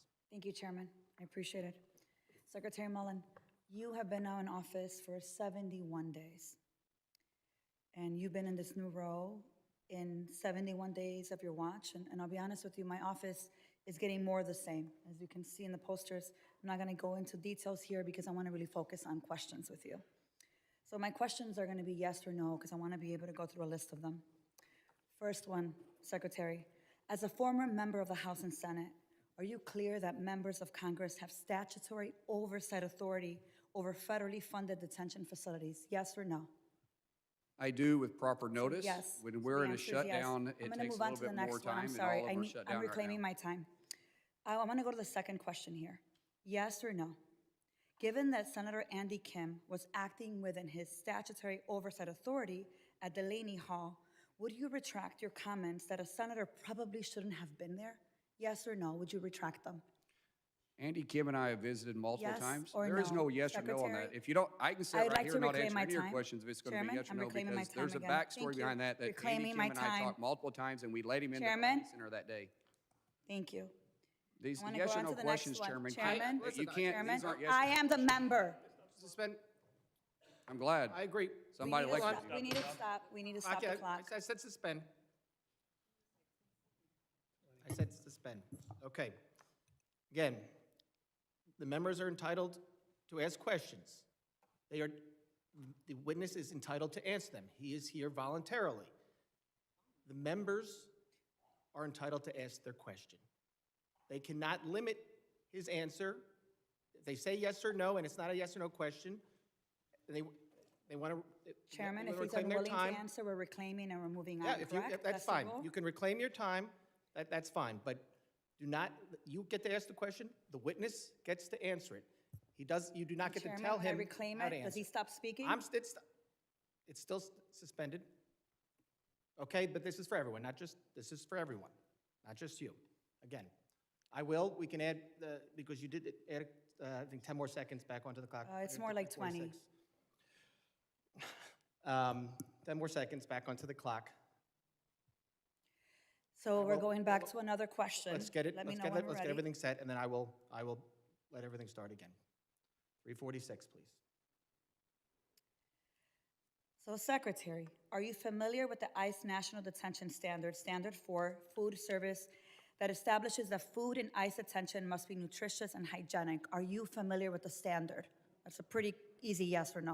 Are you Yes, I familiar am. with the standard? Thank you. So given ICE's standards and reports of decaying food confirmed by congressional oversight, would you retract your comments dismissing detainees' concerns about rotten food as a desire for ethnic food? Would you retract those comments? I didn't say rotten food. I said they wanted ethnic correct food, and I said this isn't a Holiday Inn. We're not providing that. But So we you're did not release a menu, retracting- and if you saw time, if you look time to look at the So menu, you're not you can see it's retracting your pretty good food. comments? Okay. So let me just make sure I clarify. These questions were important because I know it shows this. You've been in Congress before, you've been in the House and Senate. You understand the separation of powers. You know Congress's role. You understand that there are rules and standards that you're required to follow. You've been saying this in the last 45 minutes we've been here. And still, you're disregarding what we know, which is that you're doing the same thing that your president and Miller want you to do, which is spew this garbage that makes immigrants criminals and that creates the standards and conditions for even children in detention to be living in inhumane conditions. You know what I call that? I call that being a tool. And let me tell you the impact of these actions. Kevin Gonzalez, my 18-year-old US citizen constituent with stage 4 colon cancer. He wanted to see his parents one last time, Secretary. but you rejected his parents' visa to come say goodbye to their son. In desperation, they came the only way that they knew how. They tried to cross the border. And when they tried to cross the border, they were detained by CBP in Arizona. They weren't just released, so they go back to Mexico. That detention center for 1 whole month. My office, the Mexican consulate, and their legal team, they worked tirelessly to ensure that the Gonzalez family could be reunited, because they knew that Kevin just had weeks to go, that he could die at any time. He was diagnosed in January. Kevin, I want to show you the video. This is when he finally got to see his mother and father. Kevin went to Mexico. You hear that cry from that mother. What you're not seeing is the father is wrapped around his son's feet, crying hysterically after a month in detention. Secretary, Kevin died less than 24 hours after that engagement. So I want to ask, for every parent in this room, including Secretary Mullin, and including my colleagues on both sides of the aisle, wouldn't you go at any length to be able to see your dying child one last time? You know, rejecting visas to Kevin's family, that didn't protect our communities. Family separation, that doesn't make any community safer. So who then ends up benefiting from this? I'm gonna tell you who benefits. For-profit prison corporations. They profit from cruelty and point. And you now are operating as a secretary, inflicting cruelty and pain. And I have to say this, for Kevin, for Virginia, his grandmother, who's my constituent, we will not forget the terror of ICE. And we will not forget what DHS continues to do, even under your watch. We know that a better world is possible. We need something new, and that means, I will say it loudly so that you could go ahead and quote it if you need to. We need to abolish ICE, and we need to dismantle DHS. And like I told your predecessor, Secretary, I wouldn't get comfortable, because you have to be held accountable. With that, I yield back. Gentlelady yields back. I now recognize the gentleman from Alabama, Mr. Strong, for 5 minutes. Thank you, Mr. Chairman Garbarino and Ranking Member Thompson. Secretary Mullin, thank you for being here today and for the work you and your team are doing to keep our nation safe. I represent Alabama's 5th Congressional District, home in Huntsville, Alabama, and Redstone Arsenal. You may know that North Alabama offers a unique combination of mission capability, affordability, workforce talent, and room for future growth. We're proud to host HSI's XCOM South for the National Academy for Advanced Training and Leadership, along with numerous companies, organizations, and other federal components that support DHS mission every day. I'd like to welcome the opportunity to host you in Huntsville. I know that you're well aware of us, but it'd be a great trip if we could have you there to see all of our different things that we have to offer in North Alabama. Like many of my colleagues, the threat posed by UAS is at the top of our mind, especially as we prepare to host major international events such as FIFA World Cup and the Olympic Games. Redstone Arsenal is home to the National Counter UAS Training Center, which trains federal, state, and local personnel to detect, track, and respond to drone threats. The center is playing a critical role in preparing law enforcement partners ahead of the World Cup and other major national events. Secretary Mullin, can you discuss the role the National Counter UAS Training Center is playing in DHS's broader counter-drone strategy? And do you believe we are making the investment and building the partnerships necessary to stay ahead of emerging UAS threats? Thank you for the question. I'm actually going to be there at the facility on Friday with Katie Britt. I understand you can't make it because you got duties here in Congress. I think we're trying to make Huntsville too. We're going to reschedule it to where you can be there because Alabama is leading in this area. We really appreciate the leadership. As I said, counter US is I think the largest concern that I have on a daily basis. And the fact that we're able to partner with Alabama to be able to put this center there, be able to bring local law enforcement from all over the country, and really, quite frankly, we're going to be bringing people from all over the world to be able to train in this facility and continue to grow and collaborate with those that have the best technology, the best ability, work with the private-public partnership, is invaluable. Thank you, Mr. And we look forward to seeing what that's going to produce by 2028 when the Olympics are here. Thank you, Mr. Secretary. We welcome you to the Rocket City. I recently introduced a bill, the That's Safeguard. what it's called, is Rocket City. Rocket City, didn't know Huntsville, that. Alabama, the propulsion capital of the world. I recently introduced a bill, the Safeguard Act, to mandate that revenue collected through TSA's 9/11 passenger security fee be dedicated to bolstering aviation airport security. Can you speak to the importance of investing in security technology and what it would mean if Congress could end the diversion of these fees when it expires next year? Right now, we're looking at rolling out new programs with TSA. TSA has, they touch more Americans and more people on a daily basis than any other government agency. And the top 20, or the top 10 of the top 20 airports that operate within the United States is actually privately ran TSA agents where we reimburse them for. But we only reimburse them for personnel. What we're doing now is we're going to roll that out even further and partner with public companies, private companies, to be able to bring in technology and have it run smoothly without decreasing our security, but increasing our security. There's a lot of technology that's out there that we're just not utilizing. We feel like when we really bring in the private sector, we'll be able to expand and be ready. Once again, we have 5 to 7 million visitors coming in for FIFA. We're going to have more than that in 2028 during the Olympics, and we need that process to continue to move without interruption. I believe that it's about $5.50 per direct flight going anywhere. And what I want to do is get that money, just like you've said, where it's doing great things for safety. Switching gears, I want to commend DHS and the administration for their continued focus on strengthening operations and addressing the challenges along the southern border. Given the scale and the complexity of ongoing border security efforts, does DHS currently have the internal expertise and operational capacity needed to execute its large-scale initiatives on time? Are you specifically talking about the wall? What we're seeing there to carry out those initiatives, from protecting the southern border, the construction of the wall, those dollars that we've approved here. We see the cartels are adapting right now because they had luxury city availability during the last administration, where they didn't have to invest in technology. They simply walked across, drove across, and rode across. And so what we're doing now is we're seeing that we discovered a tunnel for the first time recently in many years, and we're seeing more drone technology. So we're adapting, but we had the ability, and we definitely need more resources. Thank you, Mr. Secretary. Mr. Chairman, I'll yield back. Gentleman yields back. I now recognize the gentleman from New York, Mr. Kennedy, for 5 minutes of questions. Thank you, Mr. Chairman. Nurul Amin Shah Alam, Secretary Mullin, does that name mean anything to you? I'm sorry, repeat that? Nurul Amin Shah Alam, does that name mean anything to you? No, I don't think so. Okay. I'm very saddened, heartbroken, and disgusted by that, quite frankly. Mr. Shah Alam was here lawfully in our country, arriving in Buffalo, New York, as a refugee in December of 2024 with his wife and children.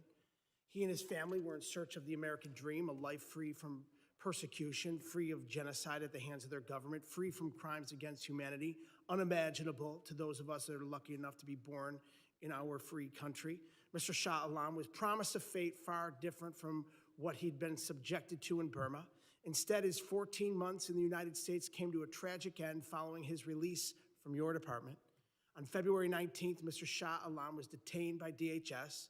DHS agents determined he was here lawfully, and upon release, they dropped him at a closed coffee shop in Buffalo, New York in the dead of winter.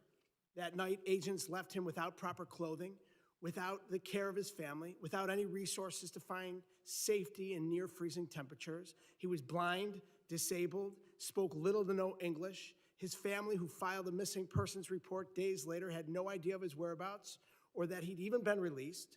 Tragically, Mr. Shah Alam was found dead 5 days later on February 24th, 2026, on a street in the unforgiving Buffalo winter, 5 miles from his home. I just want to say that I am familiar with this case. His death was caused by a stress ulcer, dehydration, and hypothermia, and it's been ruled a homicide. In the days following his passing, DHS claimed Mr. Shah Alam was dropped at a warm, safe location. DHS said he showed no signs of distress, mobility issues, or disabilities requiring special assistance. So, Mr. Secretary, yes or no? Would you say that someone who's blind, has severe mobility issues, and who speaks a specific non-English dialect generally requires special assistance? First of all, I need to correct my answer. I am familiar with this case. It is under investigation, and that's all I can say about it. And would you say that the back of a dark parking lot in a closed coffee shop on a winter night in Buffalo without proper clothing is a warm, safe location? It's under investigation, sir. The family of Nurul Amin Shah Alam, the Burmese community, the people of Buffalo, refugees in every community in our country, and every single American deserves answers from your department. I've sent multiple letters to your department, including the day after you were sworn in on March 24th, demanding that DHS open an investigation into this case. I've received nothing in return. I just told you twice, it's under investigation. Okay, so why wouldn't you explain that and answer very simply in some sort of public response to the American people over 2 months ago when this letter was written, and over 3 months ago when this man was found dead, and the last people that had any contact with him that we are aware of were your department. I apologize for not responding to you in 2 months. We want to really lean into that. In the past, I don't think this department underneath anyone's leadership has been real responsive to Congress. I have changed that. We are trying to be as responsive to anybody that calls me, reaches out to me. That's not acceptable, 2 months. I agree with that. But we could have easily told you it was been under its investigation. So will you commit to providing my office and the people of this country with a timely response to my March 24th letter? I just answered the question for your letter. If you want me to put it in writing, I can put it in writing Yes, before I leave here. we want it in Give me a piece writing. of paper, I'll put it down for you. Yeah, we want the American people to see what your department is doing. So this committee deserves answers. The people of this country deserve answers. Your predecessor, Kristi Noem, ran this department straight into the ground. Her conduct as secretary disgraced the brave career law enforcement officials who signed up to work at the Department of Homeland Security to protect their fellow citizens. Since you became secretary, what have you done to change the culture of your department and ensure the actions of all DHS officials are consistent with the Constitution and our values as Americans? Underneath the previous administration, they took the teeth out from our law enforcement DHS. My predecessor and myself were enforcing the law of the land, not turning a blind eye to it, and that's what Markwayne did. He turned a blind eye to it. Your predecessor is no longer here. She disgraced this department, and it seems like you are following right in her footsteps. Under your leadership, That is DHS not true. has Don't left accuse me of something that's not detainees true. Without Sir, food. you can or say all you medical want, care, but don't accuse me of defying something that's not congressional accurate. You can sit there and tell lies all day long, and all it is a lie. Gentlemen's time. That's a flat-out lie, and you No, know it's a thank flat you. lie. That's a lie. Time. That is right. That's a lie. You know, Gentlemen's time is expired. We will. You know that's a lie. That's a lie. You know it's a lie. Mr. Secretary, Mr. Secretary, please, everyone. We will continue to do this hearing like we have done the ones in the past. I'm asking everyone, please, questions, answers. Do not attack each other's characters. That is something that is a violation of House rules. So, no attacking the Secretary's character, no. I did not attack his character, I'm Mr. Chairman. just saying the statement is for I everyone. simply stated facts about the department. What I'm saying right now That is not is. a fact. You can't point to a single fact Excuse that me. that's accurate. Wait, Mr. Chairman,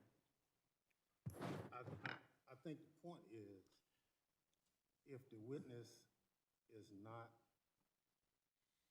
addressing a question, but making a statement, that's not a question, he shouldn't be allowed to ask. the point is, we've had these hearings before. This is not the first time we've had a secretary in front of us. Members know how we do things around here since I become chairman. I'm trying to keep a lid on this. Members will ask questions. They know there are rules. You cannot attack other members. You cannot, questions can only be directed to me or the witnesses. Witnesses will answer the questions. When a member reclaims their time, the witness should give back that time. Nobody should be going after anyone's character. That is not how we do things. We will get back on track here. Again, questions answer, questions answer. This is not the first time. We are going to keep a lid on this hearing today. And when a member asks a question, they get to ask their question. The witness gets to answer it. They can't direct how the witness answers it. They can reclaim their time. They cannot tell the witness what to say. The witness is here and gets to answer the question that is asked. If the member does not like the answer and wants to get another question in before their time is expired, they can reclaim their time, and I will enforce that. But they can't be upset, and I don't want people talking over each other. That has been happening quite a lot today. So again, rules of decorum. Members will ask questions. Witnesses will answer the question. If the member doesn't like, if they want to get on to something else, they can reclaim their time. Mr. Chairman, the only point I'm trying to make is the witness is interrupting the members in the midst of asking their question.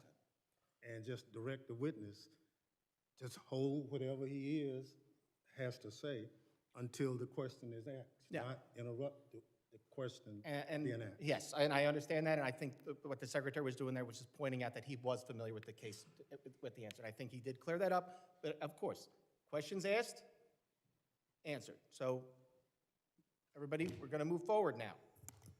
I now recognize the gentleman from Arizona, Mr. Crane, for 5 minutes of questions.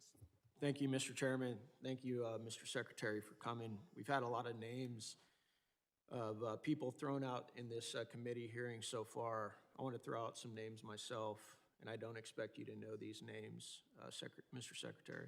Mary Ann Mendoza, Doug and Patricia Quetz, Steve Ronnebeck, Bernardo Becerdo, Shannon Estes, Patty Fox, Karen Griffin, Ann Fundner. I know you don't know these names, but myself and Congressman Biggs, we spent about 2.5 hours with these angel families last week in Arizona with the drug czar, Sarah Carter.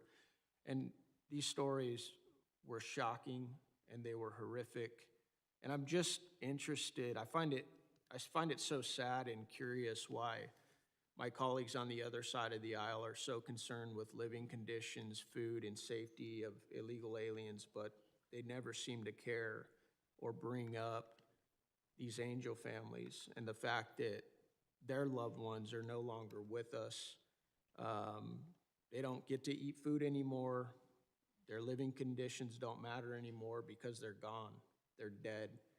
And the saddest thing to me, Mr. Secretary, in talking to them, and this is what broke all of their hearts, was that in every single one of these cases, their family members should be alive, and it was completely avoidable. Mr. Secretary, do you find it interesting that in the past, Democrats have supported border security and barriers, like Democrats like Obama, Clinton, Schumer voted for, in 2006, for the Secure Our Fence Act. They also supported enhanced barriers in 2013 immigration bills. Do you find it interesting that the Democrat Party has shifted away from helping protect the homeland? Unfortunately, what we continue to see is political theater because of the far left base is where they demand them to be. And it has nothing to do with the living conditions. And if you would permit me here, Congressman, I just want to point out a couple of things about Delaney versus the state penitentiaries in New Jersey. In Delaney, or in the state penitentiaries in New Jersey, you're 2 times more likely to die in New Jersey state facilities than you are in Delaney. We have 2 times the amount of space in Delaney, so when they say it's overcrowded, that's not accurate. We have 2 times as much more space than they do in the state penitentiaries in New Jersey. We have 2 times the medical personnel based on individuals that are in the Delaney versus the state penitentiaries. When you start talking about horrible conditions, in the Northern State Penitentiary, the Garden State Youth Correctional Facility, and in the New Jersey State Prison, they have horrible conditions. Let me just talk about this Garden State Youth Correction Facility. They received citations for filthy conditions in the kitchen, standing water, rodent and insect infestation, and expired fire extinguishers. In Northern State Penitentiary, they have multiple violations for continuing flooding, raw sewage, wastewater spillage, and lack of temperature control that they've never fixed. Not one of these individuals have ever protested about what's happening in their own state yard, their backyard. Thank you, Mr. Secretary. It was interesting because several of my colleagues earlier on in this hearing brought up DHS supporting white nationalism. Do you remember a couple of members pointing that out? And then you actually brought up something, you said, you asked one of my colleagues if he had endorsed the Senate candidate from Maine, Mr. Plattner, I believe his name is, who's a Nazi sympathizer. I actually looked it up. He had not endorsed that individual, but certain members of Congress had. And I'm going to read those names for you. Bernie Sanders, Elizabeth Warren, Ruben Gallego, and Martin Heinrich, and Ro Khanna have all endorsed this Senate candidate from Maine. You find it interesting that all these accusations and targets of DHS and white nationalism are being targeted at you, yet their party continues to support this Nazi sympathizer running in Maine? It's hypocritical at best. Thank you. Yeah, that's what I thought. I want to move on to tunnels real quick. I know my time's running out. You guys just discovered a big tunnel. What are you guys doing to make sure that the cartels aren't going underground, since we've done a good job in stopping a lot of what they're trying to send through the ports of entry and at the ports themselves? As you know, this is the first tunnel that was been discovered in many years. We're deploying technology all around there for this because we see that we're forcing them underground because of President Trump's policies. Gentleman yields back. Now recognize the gentlelady from New Jersey, Ms. McIver, for 5 minutes of questions. Thank you, Mr. Chairman. I asked unanimous consent to enter the SOS letter signed by 300 plus detainees of Delaney Hall into record. Without objection. Thank you so much. Secretary Mullin, have you ever had a visit to Delaney Hall for oversight visit? No, I have not. Thank you. The Department of Homeland Security was meant to safeguard the people, our homeland, and our values with the legal obligation to observe the basic human right and due process for everyone on U.S. soil. We have seen former administrations support transparency and cooperate with congressional oversight. Unfortunately, Trump and his administration are doing the exact opposite. This is a humanitarian crisis happening in my district at Delaney Hall Detention Facility in Newark, New Jersey. We're talking about Newark, New Jersey, Delaney Hall Detention Center. Recently, more than 300 detainees sent an SOS letter about the torturous conditions they face inside. After that letter, detainees went on a hunger strike to protest spoiled, rotten food, lack of medical care, and violent and unsanitary conditions. I have spoken to these people. I have seen these conditions with my own eyes. Detainees and their families have told me that the food served inside Delaney Hall is green and rotten, even containing live worms.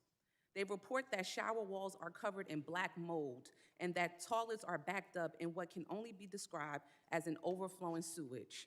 They are not given adequate cleaning supplies, and they are told that they must use paper towels and their own toothbrushes sometimes to try to get the facility to a safe level of cleanliness. Detainees and their families also share horrific accounts of being dumped into solitary confinement cells after surgery for medical observation and remaining there for months without any actual medical care. There are three detainees currently right now at Delaney trapped in this medical isolation right now. Sometimes when I visit, no doctor is present. No doctor. When the doctor has been there, they have known almost nothing about their patient's care. There were pregnant women in there without getting any OBGYN care, that the doctor didn't even know where they go for outside services. Tragically, 2 pregnant women miscarried after their emergencies were dismissed as psychological frenzies by GO staff.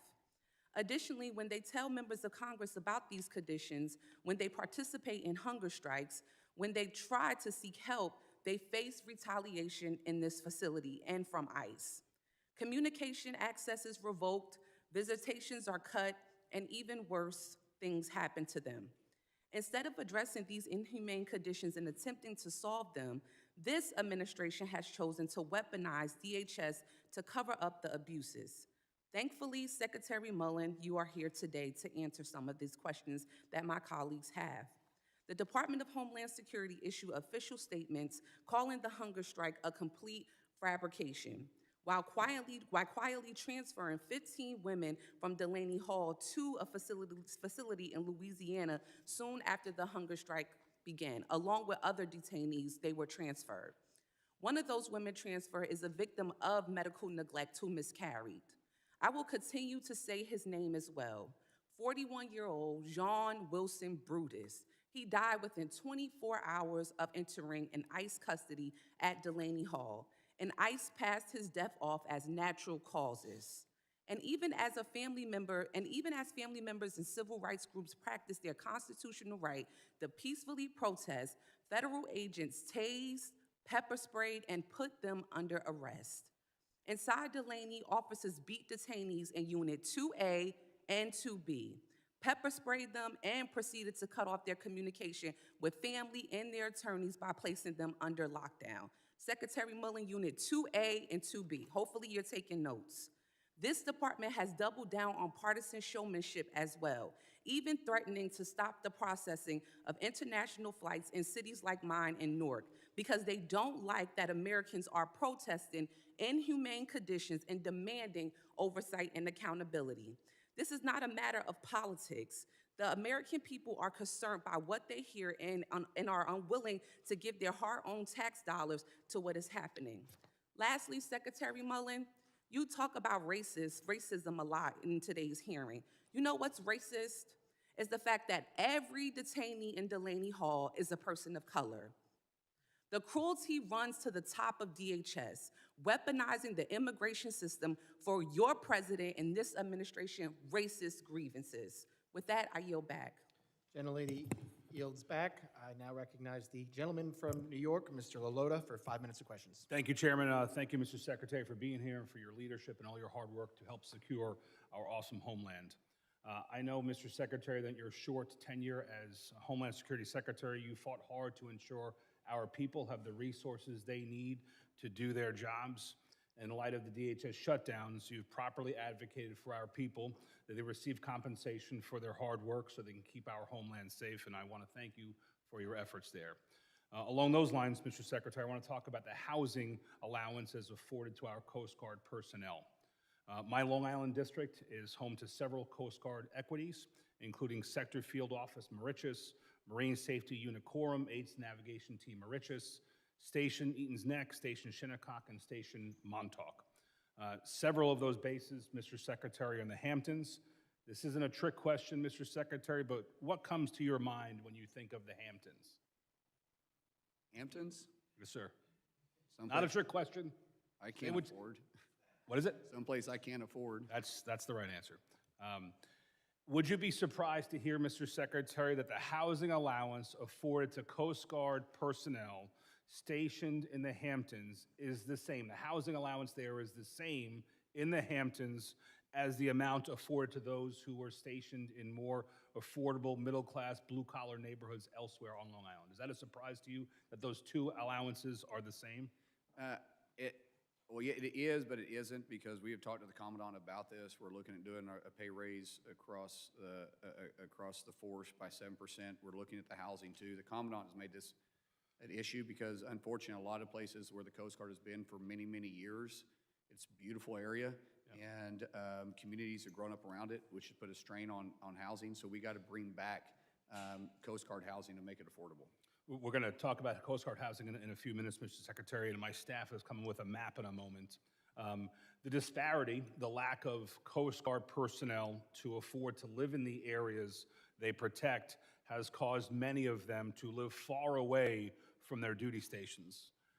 Good here. The map, as you can see, Mr. Secretary, shows that some of our coasties stationed on the South Fork of Long Island and Montauk in particular have to live a good hour and 40 minutes one way, almost 3 hours round trip, sometimes 4 hours round trip with bad summer traffic, They're in their cars 4 hours a day simply to live in a place that they can afford because they can't afford to live based on the current housing allowance structure where they're stationed. The impact, in my mind, Mr. Secretary, is twofold. First, their own quality of life. This is time spent away from their families. This is time on the roads. This is some folks showing up to work, a very important job, fatigued because they have to be in that car for 2 hours. Second, as it relates more directly to the mission, it's a harm to recruiting that I've heard in my couple of years of visiting these bases, that a lot of Coasties don't want to take orders to some of these Coast Guard stations because they can't afford to live there. Their kids can't go to the local schools. They have to go far away. And the recruiting efforts are damaged. And when we don't get the best Coasties on Long Island, the mission gets degraded. So my question, Mr. Secretary, is can you help us Long Islanders resolve this issue? We're working on it. President Trump has made it a mission to reinvest in the force focus for 2028. He's investing $24 billion into the Coast Guard. First president to do that in decades, to take an emphasis on there. The only way we're going to actually be able to fix it is we're going to have to build housing. It's going to be very difficult to fluctuate the Let me ask you about housing as my 1 minute at time starts to wind down. Right now, there's a Coast Guard property. I don't expect that you know all the different Coast Guard properties throughout the nation. There's a Coast Guard property in my district at West Hampton Beach. It's not a small property. It includes 24 units, 2 single-family homes, an office, a workshop facility.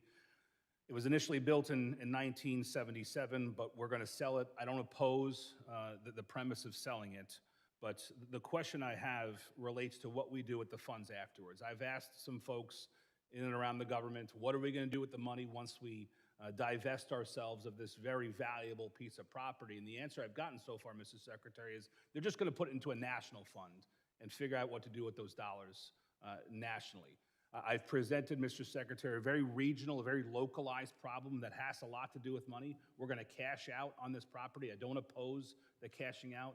My request to you, Mr. Secretary, is can you commit to, when we dispose of that property and get money for it, that we keep those dollars regionally so we don't exacerbate an existing problem? You've said that we need more housing.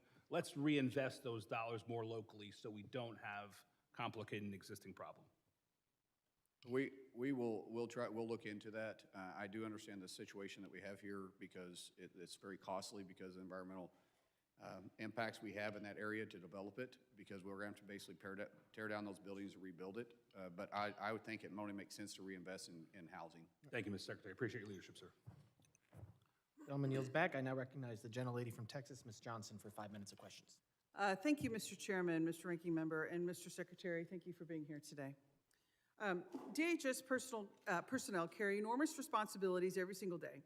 TSA officers protect our transportation systems. FEMA personnel respond when communities are devastated by floods, hurricanes, and wildfires. Cybersecurity and counterterrorism professionals work around the clock to identify threats before Americans are harmed. These public servants should be empowered to focus on these missions, not forced to operate inside a department increasingly consumed by political agendas and headline-driven decision-making. Serious operational failures continue to mount at the Department of Homeland Security under this administration. We've seen individuals with lawful legal status being wrongfully detained or deported despite having authorization to remain in the United States. We've seen repeated allegations of detainees being denied adequate medical care and in some cases dying while in federal custody. Secretary Mullin, Americans are now looking to your leadership to determine whether this department can return to its mission it was originally created to fulfill.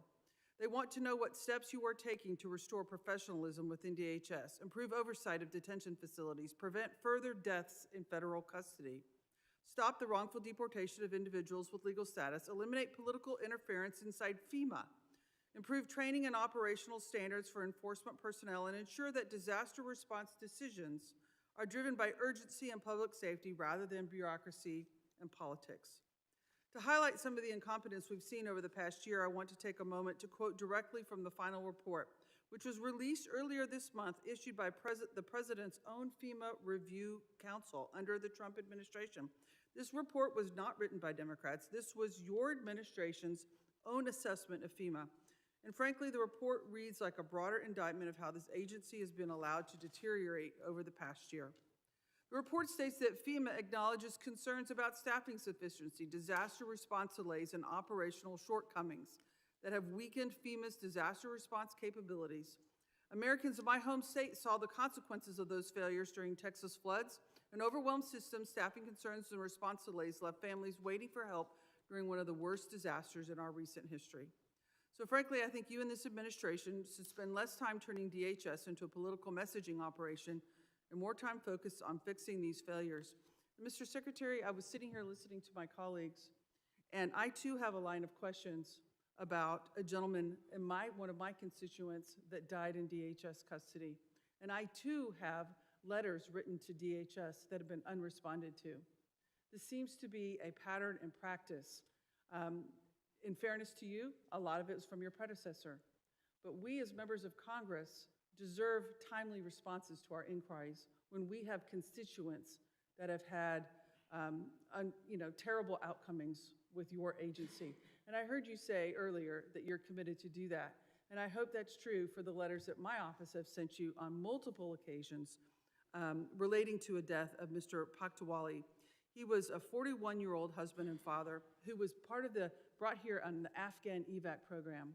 He served alongside our men and women in military in Afghanistan and was brought here because his life was deemed in danger if he remained due to his service to our military men and women. And he was detained and dead 24 hours later. I think he and his family and this country and the Afghan community who've risked their lives to help our men and women in the military deserve an answer as to what happened. And I've sent multiple letters, and I'm here again. And I asked your predecessor if she would respond. She told me she would. She did not. Now I'm asking you, can you please get me a response to what happened to Mr. Paktawali in your custody? Yes. Because Is it possible that we can get a copy of that letter just so we can find it? There was a lot of stuff that's been hard to find. Absolutely. And I don't think, I may be wrong, but I don't think we received that letter since I've been in office. I will be happy to resend it to you. Thank you. Because we have asked on multiple occasions, it's not normal for a 41-year-old to be detained, taking his kids to school, and to be dead in your custody 24 hours later. That's not a normal, natural course of events. And I think we all deserve an answer as to what happened and a comprehensive review, because we've had, just in this one hearing, sir, 3 members of Congress have had 3 constituents die after being in DHS custody in a very relatively, for 24 hours or a few days or whatever. And this is part of the problem with why the American people are so frustrated, because these events happen that should not happen, and there's no accountability, and there's no transparency as to the cause and what happened, and no assurances that they're going to stop in the future. And I'm so sorry, I just ran out of time. I yield back. Gentlelady yields back. I now recognize the gentlelady from South Carolina, Ms. Biggs, for 5 minutes questions. Thank you, Mr. Chairman, and thank you, Secretary Mullin, for being here today. In January of 2025, President Trump issued an executive order, number 14157, formally designating cartels and other transnational criminal organizations as foreign terrorist organizations and specially designated global terrorists. This was a consequential action and one that fundamentally reframes how the federal government must approach the threat these groups pose. These are sophisticated, violent, ideologically motivated organizations that control territory. They weaponize human beings and deliberately target the vulnerable and those on our borders only to advance operations inside the United States. The FTO designations created by Executive Order 14157 are legal tools with operational consequences, and I want to understand how DHS is using them. With that framing in mind, I want to ask you directly, how has the Department of Homeland Security used these new tools to protect Americans from terrorist cartels? And have these tools helped the department arrest cartel-linked criminals and seize their money and assets and break up their networks here in the United States? Thank you so much. Through CBP and HSTF, and a partnership with the Mexican government, we've seen record amount of seizures, of drug seizures, money seizures, weapon seizures, and plus the arrest of these cartel leaders. They are highly sophisticated. They're highly organized too. Every single inch of our southern border and Mexico's northern border is controlled by 9 separate cartels. And they call them plazas. And they have plaza bosses in every single one of them. Majority of those plaza bosses, well, actually every single one of them, we know who they are. We're actually searching for them, we're actually arresting them, and we're constantly leaning in towards the threat. We've seen drug seizures go up and the availability of drugs in our cities go down. Fortunately, we've seen fentanyl deaths go down, but they're way, way too high. That's all the pressure that we continue to pour into it. That's because of President Trump's leadership and the war that we have waged against the cartels and the poisoning of our streets and our cities and the amount of criminal activity that's taken place. Every single order that the president has put in place has caused these cartels to squeeze. And because we took the human trafficking away, which was a multi-billion-dollar industry that was stood up underneath the Biden administration, has went away. They started pushing harder on the drugs. We saw the narco boats. We started attacking. We started attacking the trafficking lanes on our borders. Now we're seeing them go underground. We're putting in that technology. But we need more partnership. And I just recently returned from Mexico City, speaking with President Sheinbaum and her cabinet about the cooperation. And I will tell you, we've been impressed. They have been very cooperative, way more cooperative than the last administration, but they still believe in their sovereignty, and we have to respect that. Well, thank you so much for your efforts. I know there has been a lot done, but we still have a lot of work to do. I represent a district that covers between Atlanta and Charlotte, Interstate 85, and we have seen trafficking of drugs and people, as a matter of fact. Huge trafficking human trafficking corridor right there, as you're aware of. Absolutely, and we were in district this past week working, and I met with one of my constituents who just recently lost his wife to a fentanyl overdose, and people are still crying out, and it's still a huge problem, and we should have never gotten to this point. And thank you to your staff for all of their efforts in stopping this. Thank you so much. A staggering statistic I learned yesterday from Senator Hagerty was that they've had 41 deaths in Tennessee that is directly related to illegals in this country.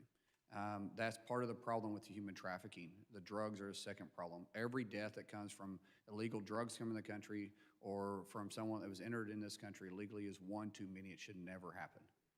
Absolutely, and it's hard to sit here and hear about the negativity and pointing the finger at ICE agents when I can tell you over and over, individuals in my district that have been impacted by illegals who've taken the lives of so many people, and it's unfortunate that we turn our head to that. Thank you. I yield back. Gentlelady yields back. I now recognize the gentleman from Puerto Rico, Mr. Hernandez, for 5 minutes of questions. Thank you, Mr. Chairman. Mr. Secretary, FEMA has failed Puerto Rico.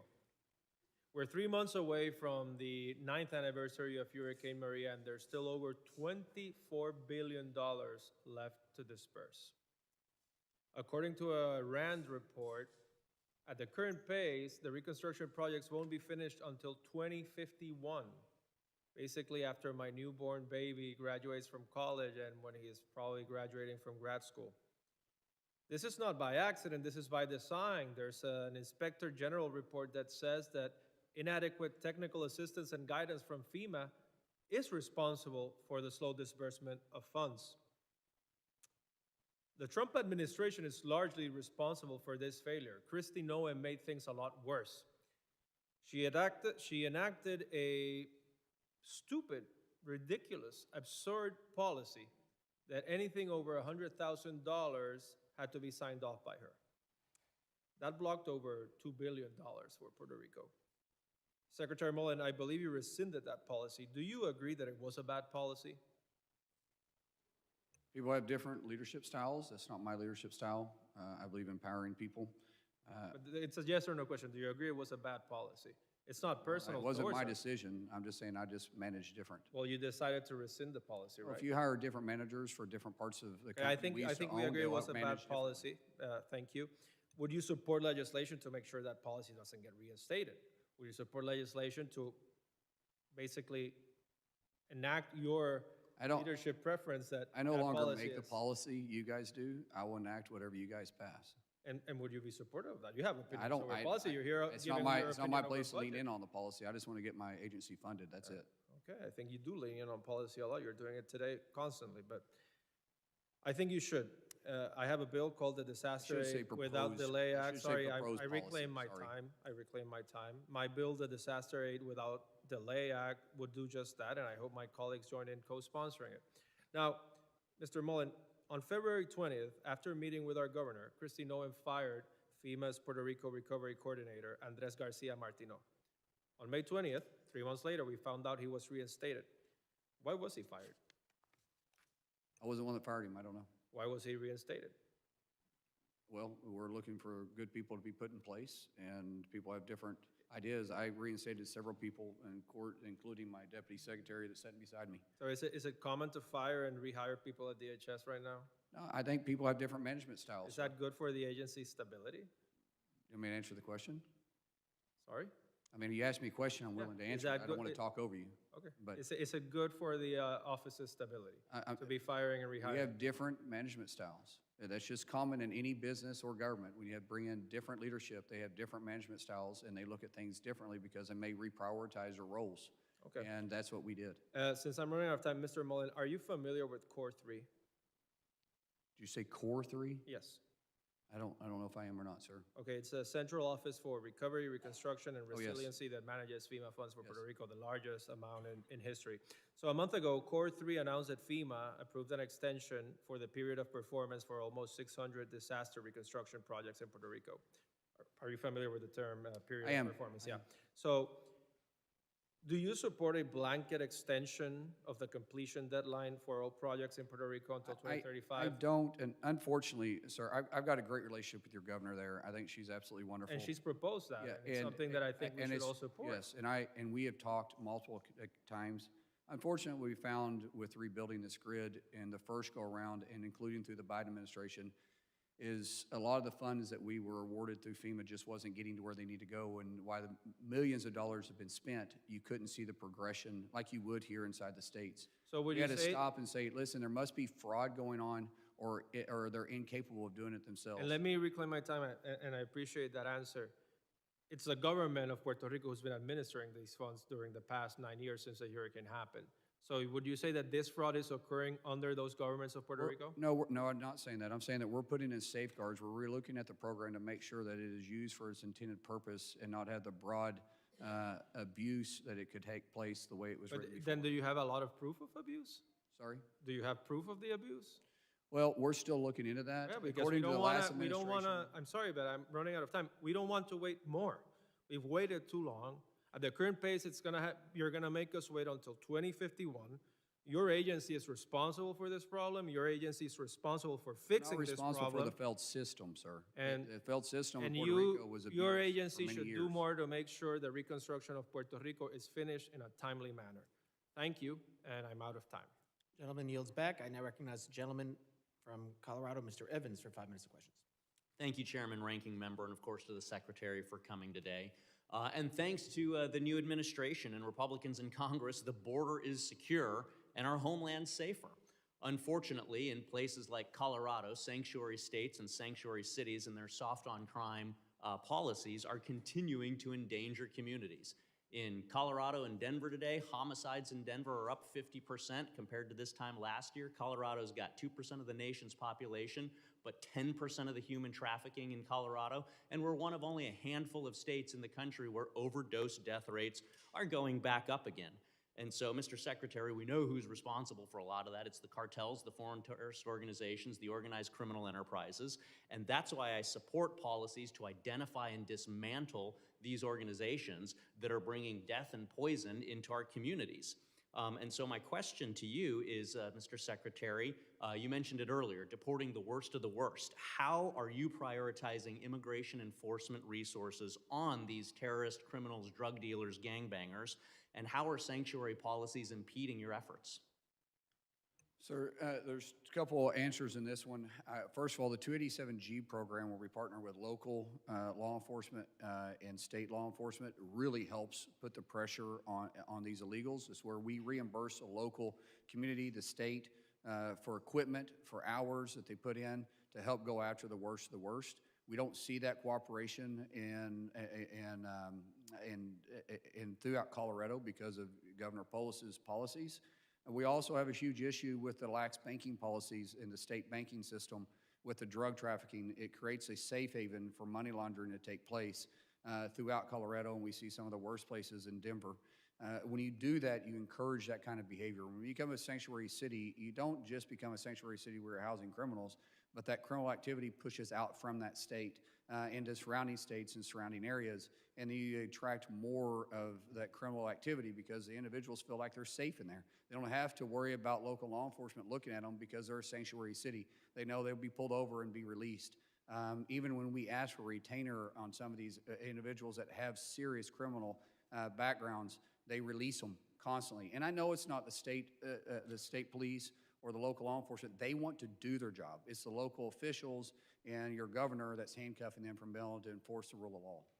Thank you, Mr. Secretary. I wish we could have 287G programs in Colorado, but ruling Democrats explicitly outlawed those. We've talked before. You know, I was a cop in the Denver metro area for a little bit over a decade. Sergeant, lieutenant, so not only was my responsibility to get the bad guys, but it was to preserve those professional standards within the agency and make sure we're following the law. And so during your confirmation, I was very pleased to hear you say that under your how you run the department, that ICE would need judicial warrants unless there were some of the exceptions, but they would need judicial warrants to go into homes to make arrests the same way I needed when I was a cop. Can you just talk very briefly about how you're implementing that requirement in the department? Yes, if we're going to be entering a business or a house and we're not in pursuit currently after the individual, we want a judicial warrant to go in there. There's two things that happens, right? It covers the officer that's walking in the door just in case something takes place. It also assures us that we have the authority to do so what is deemed necessary to get the fugitive we're after. So we want to make sure we have cover, but there is exceptions. The administrative warrant can be administrated if the individual is avoiding us by running through places of business, running into an apartment complex, going through a door. We feel like they're a danger. We've got to enter in there. We don't have time to stop. If we're going to knock on your door at 3 o'clock in the morning, though, we'll have a judicial warrant. Glad to hear it. There's Supreme Court approved exceptions to the judicial warrant. You got to learn them in police academy. It sounds like that's exactly what you're referring to. Exigency, fresh pursuit, things like that. Final question to you. I got a lot of constituents in my district, farm workers, youth ministers, nurses, grocery store business managers. They've been living and working legally in the U.S. for decades with visas, but because Biden threw the borders open and flooded the immigration system, a lot of these folks that are legal are having trouble renewing their visas, and so would love to work with you to be able to find ways to help expedite these approvals so that we can keep the American economy working and keep those employers working. Last 15 seconds to you. We would applaud any assistance you could give us, any assistance that Congress could give us by passing new policies to help us streamline this would be wonderful. But unfortunately, we haven't upgraded our immigration, true legislation since 1959, and it needs to be updated today. I'm out of time. Yield back. Gentleman yields back, and I recognize the gentlelady from New Jersey, Ms. Poe, for 5 minutes of questions. Thank you, Mr. Chairman, and thank you, Secretary Mullin, for being here. Let me just begin real quickly by following up on something that you've recently stated. Recently, it was indicated that you had threatened to have your department pull custom agents from Newark Liberty Airport, among other airports. The idea that thousands of international travelers arriving in the United States for the World Cup could be turned around at the airport is not only obscured, but reckless and dangerous. That is why a broad coalition of industry groups, including the Chamber of Commerce, the U.S. Travel Association, and the Airlines for America are strongly opposing your plan, noting that it will cause chaos for travelers, fights, and our economy while also posing safety risk. Today, Mr. Secretary, would you commit to not pulling any custom officers at Newark International Airport? Ma'am, first of all, I want to thank you. You've been sitting in front of me this whole time, and your demeanor has been very polite, and I do appreciate that. That speaks a lot about someone. My whole purpose of having to flex with personnel was because prior to the Governor Sherrill allowing the state police and local police to respond, they were saying they didn't have the resources. We were having officers get hit. We were having employees have a hard time getting in and out of work. Their vehicles were getting damaged. Federal vehicles are getting damaged. And what we have to do is prioritize our resources. So as long as they're still cooperating, which they are, and it worked out great when the state police showed up and local police showed up and started taking control of their streets, we can secure our building, but when we got to make ways for our employees to get in and out of work because their vehicles are getting damaged, they're getting threatened, we have to prioritize our staff. Secretary, I'm so sorry. I know. I'm just trying to answer your question. No, I appreciate it. It sounds to me like you're agreeing that you will not be pulling any of the officers from the Newark International Airport, so long as the two entities are able to work, and it appears as though that there is cooperation being As long as the cooperation continues, Very yes, well. ma'am, that is Thank you so correct. very much. I just want to, I'm not trying to be rude. you're I just good. want to make sure that I get an opportunity to ask the other questions. As you know, last week, I conducted a visit to Delaney Hall. This was an oversight of a rogue facility that should, in my opinion, be shut down. What I witnessed was shocking. Delaney Hall cannot provide the basic need of human beings being held there. It is a stain on New Jersey and on our country. Detainees are being given moldy bread and lunch meat. In fact, while I was there, that was clearly shown to me where there was actual mold on the lunch meat. Those are the kind of food that they are being served, food with worms and absolutely filthy water. They are not receiving adequate medical care. Let me just ask, Mr. Secretary, when the New Jersey Department of Health arrived to examine conditions, they were initially turned away. They were later allowed to enter only into the kitchen and nowhere else. Not any of the medical bays, not the sleeping areas, not bathrooms, nothing. That was absolutely inappropriate, and it's a disgrace that they were not allowed. New Jersey continues to push for full access, but ICE and the GEO, please tell me otherwise, groups have refused. Can you commit to granting New Jersey Department of Health full access? Can we get your cooperation to the facility to ensure basic sanitary conditions that are being met? We allow them to enter the facility and inspect areas that they are contracted and legally able to inspect. Not all the, depending, because it is a federal location, not all state inspectors have access to it. There is federal inspectors. But let me point out that not one single fine this year has been given to Delaney, yet in your own state penitentiaries, they have over 8,000 complaints because of medical conditions, because of sleeping conditions, because of facility conditions that's filed annually with the state penitentiary. We don't even touch that. There's been 333 in Delaney. I would say we probably need to spend as much time looking at their state penitentiaries as to do Delaney, but Mr. Delaney's a political Secretary. topic. It's Yeah. not, it's not. No, I don't want to make it a political. It We're is. talking about, we're not talking about individuals that have had their due process and were sentenced to go to jail in a correction facility. We're talking about people who are detained, have yet not to be proven, given the opportunity for due process in order for them to be granted one decision or the other.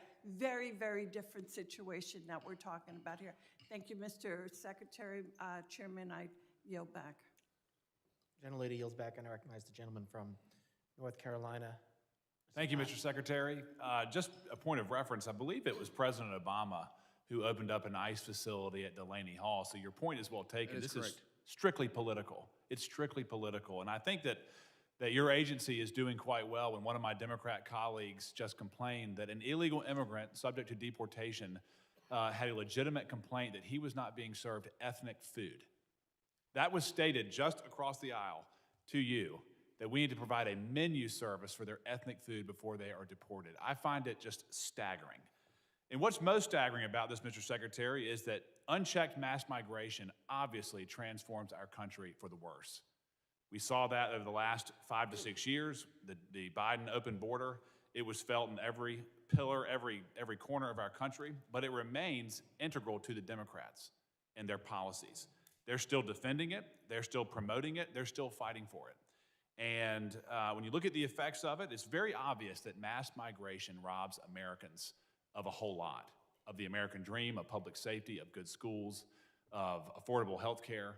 Mass migration will transform this country for the worse, yet they still defend it. And from where I sit, sir, I don't know why they continue to defend it, but there's really only 3 reasons that someone would defend mass migration. The first, big business wants cheap labor. The second, nefarious political motivations, starting with congressional apportionment and then with the mass amnesty voting bloc.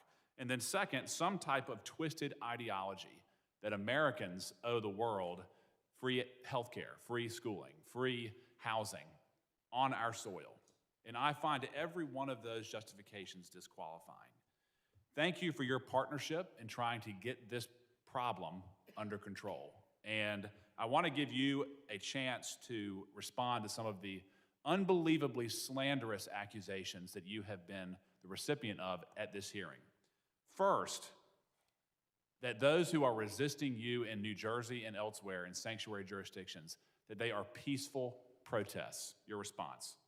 That's absolutely not accurate. And I think when the state police showed up with their riot unit, by the way, phenomenal group of guys, real professionals, they recognized really quick that these weren't peaceful protesters, and they took action because of it. In fact, the next day they showed up with a bus to start arresting the individuals. And when we saw them respond, with the cooperation with local government, we got the rioting, not protesting, we got the rioting under control. Yep, this is criminal activity, it's organized, and it's funded by far-left agitators, isn't that correct? We saw sorry, my guys.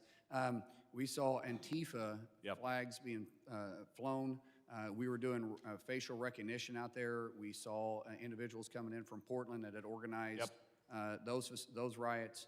And we were in the process of tracing down the funding, which was funding this rioting, not protesting, rioting. It's criminal. Secondly, one of the most disgusting but common accusations is that your agency exercises white supremacy. I'm a former federal prosecutor. I know that Border Patrol is a majority-minority workforce. The agents for Border Patrol are a majority-minority, heavily occupied by Hispanic Americans, patriots. To say that they are white supremacists is disgusting, it's a lie, and it's a politically motivated attack. Same thing with ICE officers, vastly overpopulated with minorities as opposed to the general population. Your response? Unfortunately, what we see is when the left can't argue actual factual points, they just move to racism, and it's reckless and demeaning to all of our federal employees throughout DHS. And we have to stop it because it feeds into this narrative that you hear chanted all the time in these riots, not protest. I'm okay with protest. Sure. You have the right for the First Amendment, but you do it in a peaceful way in a legal area. That's right. If anything, sir, I would submit that we're being too tolerant to the rioters who obstruct law enforcement from carrying out their duties. I have zero tolerance. If you verbally assault our officers, you go after our vehicles, you assault our property, you assault one of our officers, we will find you, we will arrest you. And lastly, I want you to answer. The Democrats claim to be that they want to remove the worst of the worst. But in Judiciary Committee, we had a sanctuary prosecutor from Northern Virginia who campaigned on the fact that he was going to consider immigration consequences before charging and before plea deals. He released murderers, he released pedophiles, he released violent criminals because they were going to be subject to deportation. It's disgusting. They are not working to remove the worst of the worst. They're not working with you to achieve that. Your response? In Delaney alone, over 35%, or roughly 35% of the detainees have serious criminal records. Yep. But if you release the criminals, you can't get a conviction. That's right. It's a nefarious circle. That's right. There's a lot more to talk about. Thank you for your time, sir, and we're ready to help you in any way that we can. Thank you. I yield back. Gentleman yields back. Thank you very much. And I now recognize the gentleman from Virginia, Mr. Walkinshaw, for 5 minutes of questions. Thank you, Mr. Chairman. Mr. Secretary, do you recognize this? Actually, no, I don't. Okay. You stated that you have a different management style than Secretary Noem. And when you started, there were reports saying that DHS staff hoped that you could be the knight in shining armor to repair the agency's reputation, which was damaged by your predecessor. You mentioned earlier shutdowns and the impact that shutdowns have had on DHS. There's no question that's true. One of the things that the 2025 shutdown did not impact or slow down at DHS was the purchase of luxury jets. Your predecessor purchased 2 Gulfstream G700s, and then later, I think, a Boeing 737 MAX that they termed the big, beautiful airplane during the shutdown, while DHS staff were not getting paid. The Gulfstreams had special paint and cabin enhancements, the largest cabin of any Gulfstream. This is the top-of-the-line Gulfstream. An expert on private planes in the industry, when asked about the purchase, said it was, quote, bizarre, and that, quote, these jets are normally associated with billionaires. You just said you can't afford to visit the Hamptons. Neither can I. Okay, I can afford Hold on, I haven't asked you a question. On April 17th, a spokesperson from your agency said, under new leadership, DHS is assessing all of our resources, including aircraft, to maximize efficiency, and that you, the Secretary, are 100% focused on ensuring the needs of our department are met while being the best possible steward of taxpayer dollars. That's April. On May 27th, it was reported that flight logs show that you have used one of the Gulfstreams to fly to Oklahoma, the $80 million Gulfstream. Have you used the Gulfstream jet to fly to Oklahoma, Mr. Secretary? Sir, under statute, I'm required to provide. You used the G700. Okay, thank you. No, So, you asked me a question, sir. Can I answer the question? You answered the question. You said No, I didn't. yes. No, because. Reclaiming my time. Mr. Chairman, He's walking reclaiming over my an time. important fact. You answered the question. Again, we will remember, you get to ask questions, the witness gets to answer the question. By statute, I'm required. I'm to familiar with the provide- statute. Okay, then you know why I have to fly a government plane. Yep. And so my family is in Oklahoma, like you go Reclaiming my home time, a Mr. lot. Chairman. I also like to go visit Reclaiming my time. It appears to me that you assessed the aircraft, and your assessment is you really like flying on the Gulfstream. As a senator, Sir, you're making reclaiming my time, Mr. Chairman. Questions and answers. I didn't ask a question. Okay. He's making the assumption As senator, about something you're Mr. walking Chairman, are you into gonna that you're control not the familiar witness? with, or you're using. Suspend the clock, Mr. please. Chairman. Suspend the clock. In the Senate. Hold on, suspend the clock. Everything's suspended right now. Again, you have a statement, questions. Secretary, you can address the questions when there's a question. Members, as you know, we had some just read statements. When you have the time to answer and you want to say that something was not truthful, you can. You can answer the questions. But again, this is the members' time. We will let them use it as long as they do it within the rules, as they see fit. When you are asked a question, you will be afforded the opportunity, and the members should afford the witness the opportunity to answer the question. I do not want people, this is, when people are talking over each other, we're not actually getting to what we want to get to. So let's try not to do that. I appreciate it. We will add 10 seconds back on, because I did suspend and the clock kept running. But again, please, Mr. Secretary, if something that is said is not truthful, you can address it, but just wait for the question to be asked. Wait for the question to be asked, and then you can address it. Question asked, sir. He's making accusations just because he's trying to make a. Nothing I have said is untrue. Still me. Doesn't make it fact just because. Still you think me, you wanna everyone. say something. Everything I've said is a fact. That is not true. It is. It is not true. Excuse me. It is. How do you Excuse me. think it's true? Factual because it's your opinion isn't anything. I don't want to be here all day, but I will adjourn this until everybody calms down. We will, again, If something that is said is not truthful in a statement and the secretary wants to address it when he's asked a question, he can say something was not truthful. He can answer the question, you can ask it. If you want to make your statement, you will make your statement. But we will not talk over each other. And Mr. Secretary, if you're not asked a question here and you want to address it when somebody asks you a question later, I'm sure some of my colleagues might allow that. But again, we are not going to be talking over each other. We have only a few more questioners to go through. Let's finish this. Questions, answers, if it's a statement, that's fine. But again, let's not talk over each other. Thank you, Mr. Chairman. I'll share a fact. Mr. Secretary, when you were in the Senate, you voted for the so-called Big Beautiful Bill that blew up the deficit, trillions of dollars of deficit spending. And some of that was used to buy the Gulf Streams. You are deficit riding on a Gulfstream G700. So I want to give you the opportunity to answer a question. NBC News reported recently that the department was considering selling some of the luxury purchases that your predecessor made. And as you well know, I think, or certainly your deputy knows, there are other jets that could meet the needs of the secretary. There's a Gulfstream G280. I don't know whether that would meet your standards, only $25 million, not $80 million. You have aircraft in the Coast Guard fleet. Folks who work for you are flying MH-65, a helicopter. They've been flying it since 1984. But Secretary Noem and you need a brand new, shiny Gulfstream G700. So my question for you is, will you commit today to sell the Gulfstreams, sell the big, beautiful plane, the 737 MAX, and put that money maybe into helping Mr. Lalota's constituents who can barely get by on their housing allowance? Actually, those planes are inside the Coast Guard, so they were actually purchased for the Coast Guard. Will you sell the planes? Why do I need to sell them, sir? We need assets inside the Coast Guard, just like the DHS. So you want to keep the Gulfstream, you want to keep the 737 MAX. You got to have top of the line. 737 MAX is actually detailed to the executive branch. Yeah.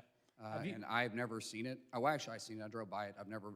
Have you flown the Gulfstream to Oklahoma? Of course I have. I'm required to. All right. I yield back. Well, actually, I don't fly it personally myself because I'm not a pilot.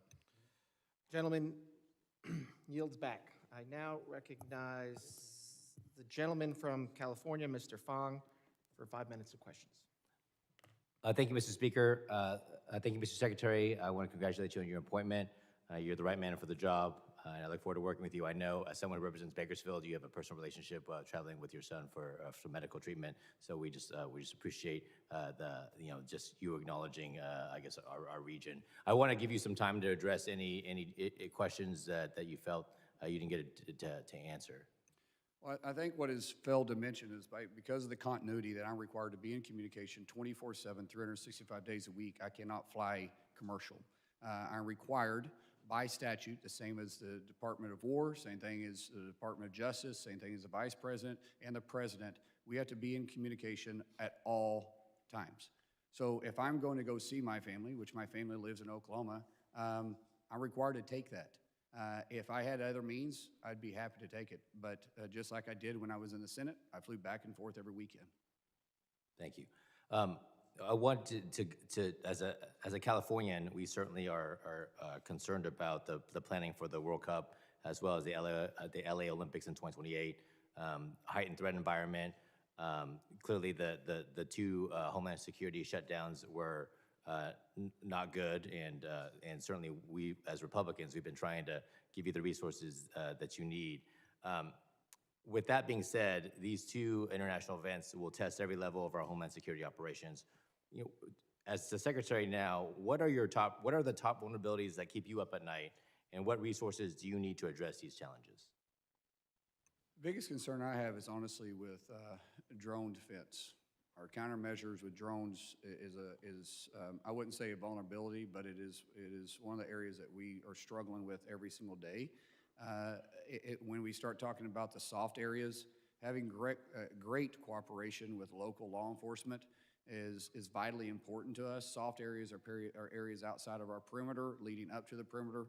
And we rely heavily on that. We've asked for some governments, or some, states to help with National Guard. They could use it for a training event if they wanted to in some of these weekends.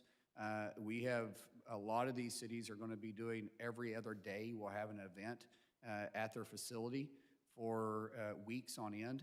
It puts a strain on everybody, and just the more police presence we have out there, the better we'll be. Thank you. Congressman, can I address one more thing too? Yes. By statute, I'm also required to have a number of seats, a set number of seats that's on the plane with me when I travel, because of the continuity aspect of it, the resources plus Secret Service has to fly with me. So I can't simply jump into a smaller plane. I didn't make these rules. These rules were in place when I was nominated and confirmed to be in this seat. Your role as the head of Department of Homeland Security is extremely vital. I totally understand. You had mentioned earlier I think in another question that because of the shutdowns, we've missed milestones in the planning of the Olympics and the World Cup. I wonder if you could go into a little bit more specifics in terms of how you and your department are trying to catch up. Sorry, we had to start prioritizing when we came back alive.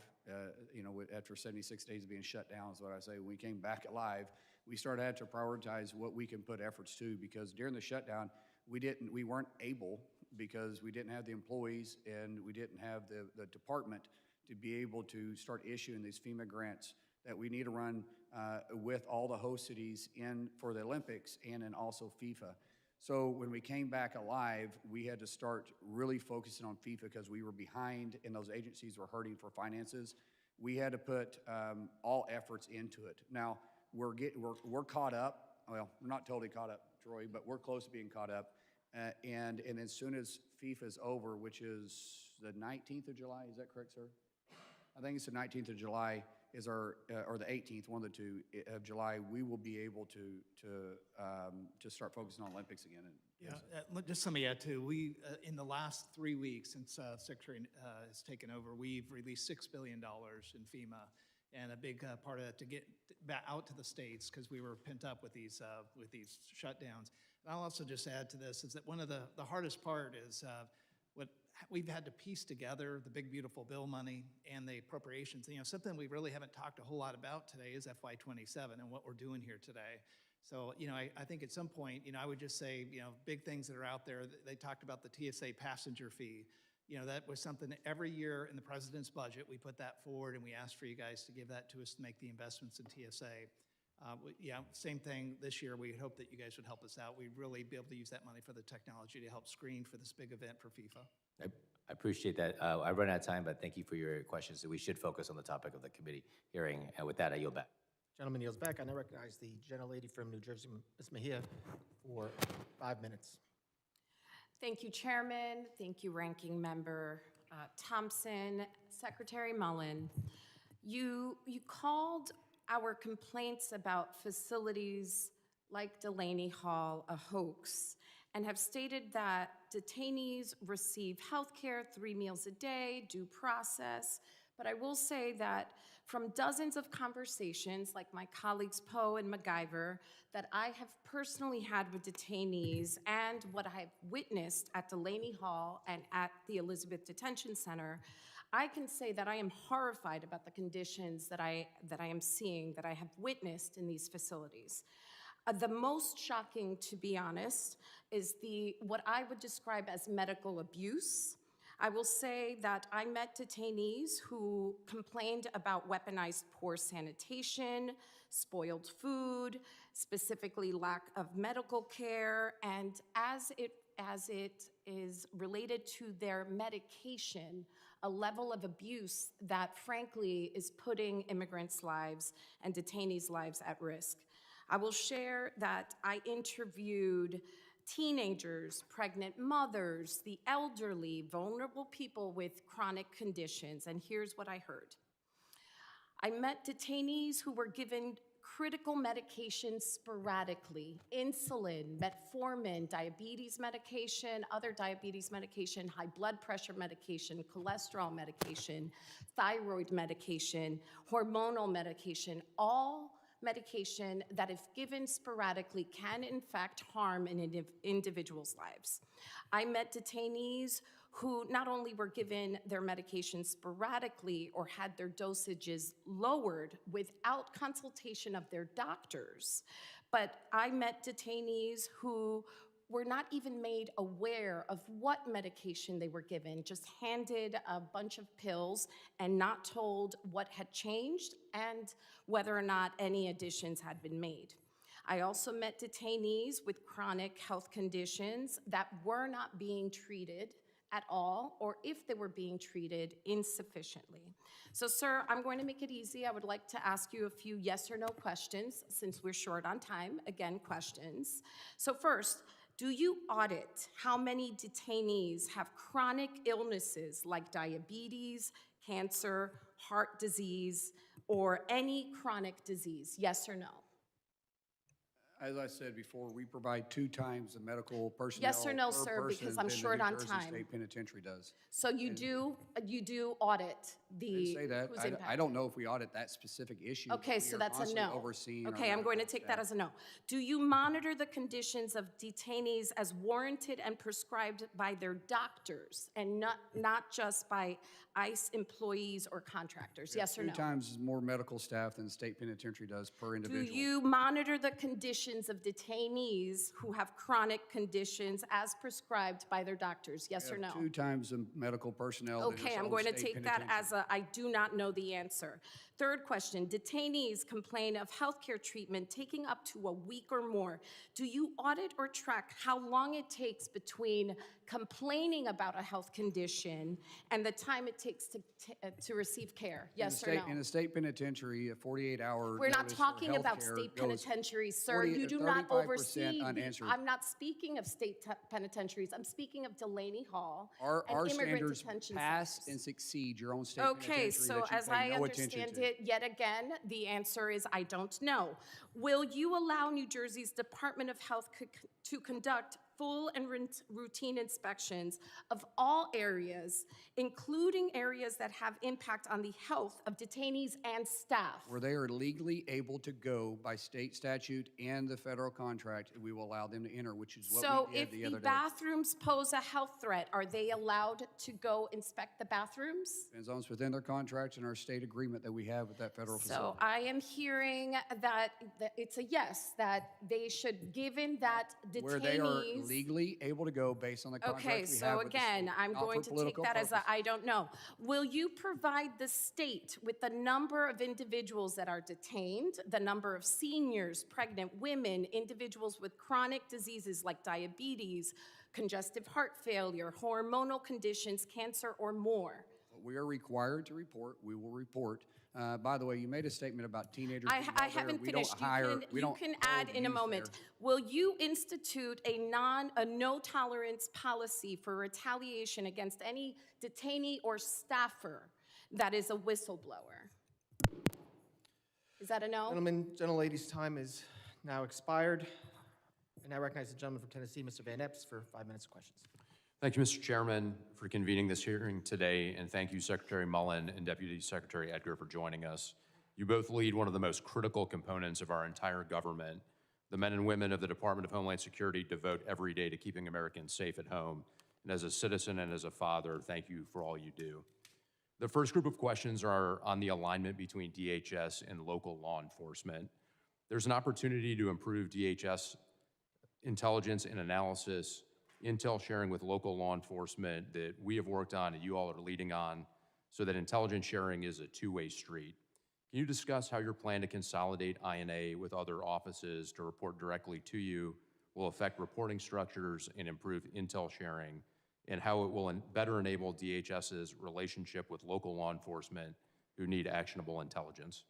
Yes, we're trying to expand the 287G program to bring INA in to allow us to work and cooperate. We have a cooperation with where we reimburse for equipment, for overtime hours, for salaries, and that's from vehicles to drone defense, to everything in between. To be able to work with them, to train them on intelligence gatherings.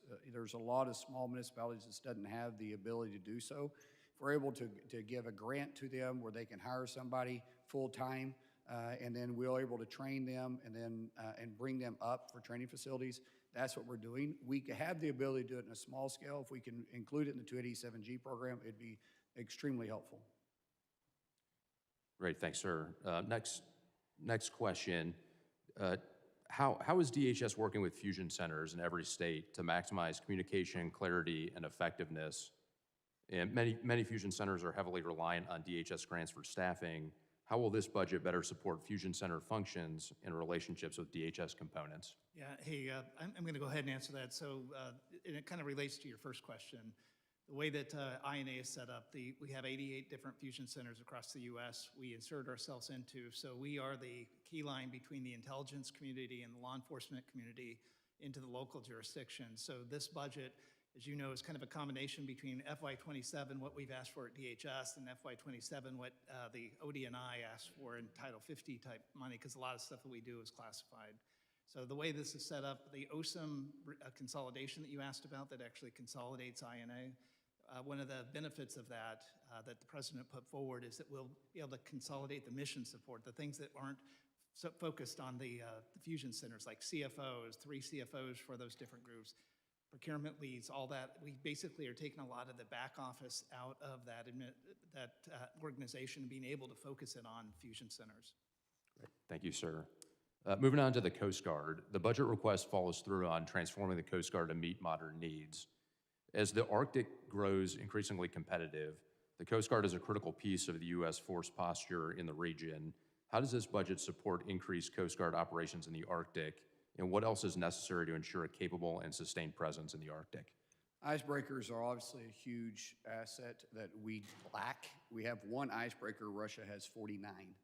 The president has made this a focus. Right now, we have 11 under contract. Hopefully 3 will be delivered by 2028. And being able to respond to our own cargo ships, being able to respond to our own flagships, and also be able to help surrounding countries is vitally important. But it also allows us to get up to areas that are contested areas to which China is fishing in, Russia is exploring in, and areas they shouldn't be. So the focus that President Trump has put in there by putting $24 billion into realignment and investment with the Coast Guard is extremely important. Keep in mind, the Coast Guard is our first line of defense. Before they make it to our sovereign land, they take care of our coastal waters and in some areas pushing into the international waters. And the way they've been neglected over the years, for me, now being secretary over DHS and over the Coast Guard, I can't tell you how much I appreciate the investment President Trump has made and the focus he's put in there. We recently just came back from the Academy graduation. That's his second time to go to the Coast Guard graduation and be the commencement speaker. That's just unheard of. Yes, sir, I agree. Very, very glad to have that investment. Can I Yes, add sir. something specifically to FY27? So you'll see that the president asked for about another $1.8 billion to actually help with the staffing. And so specific to your request to the Arctic, not only for the Arctic cutters, but for the people that are needed to go up there. It's really important. We hope that you guys will support the budget. Thank you. Great. Thank you, gentlemen, for what you do. And with that, sir, I yield back. Gentleman yields back, and I recognize the gentleman from Louisiana, Mr. Carter. Thank you, Mr. Chairman. First of all, let me thank you for at least an attempt to balance and to measure the discussion. In order to get answers, we have to be able to have some flow of respect back and forth. So thank you for attempting to do that. Secretary Mullin, I'm a balls and strike kind of guy. I get the impression that you are too. So I'm going to treat it that way. And my line of questioning will be, I'll assume that you're going to tell the truth and you're going to do the right thing, as I'm going to be honest in my questions and try to return the favor. Let me start by thanking your organization for approving critical projects in my district that have been stalled for nearly a year, including flood mitigation projects in St. Bernard Parish and New Orleans. These types of mitigation projects are critical to communities in my district of South Louisiana, where we can still see destruction caused by Hurricane Katrina. over 20 years later, the storms and the costliest natural disaster in U.S. history, claiming over 1,800 lives. FEMA's partnership and resources have been the backbone of Louisiana's rebuilding efforts. While the states have closed over 99% of the 2,000 recovery projects, we still need help. We have projects that are still waiting for resources. Mr. Secretary, the City of New Orleans and the Joint Infrastructure Recovery Program, JIRR, is a comprehensive FEMA-funded initiative to repair some 10,000 blocks of streets, drainage systems damaged by historic floods and storms. Will you please consider a time extension for these projects through 2028 to ensure that they can be completed responsibly? It's been just dragging along. I'll definitely look into it, sir. And any effort that you can will be greatly appreciated. Additionally, the state of Louisiana submitted time extensions And for... I'll get back to you on that too, what we come up with. Okay. And what is the holdup and why, if we do or if we don't, what the reason is. Fair enough.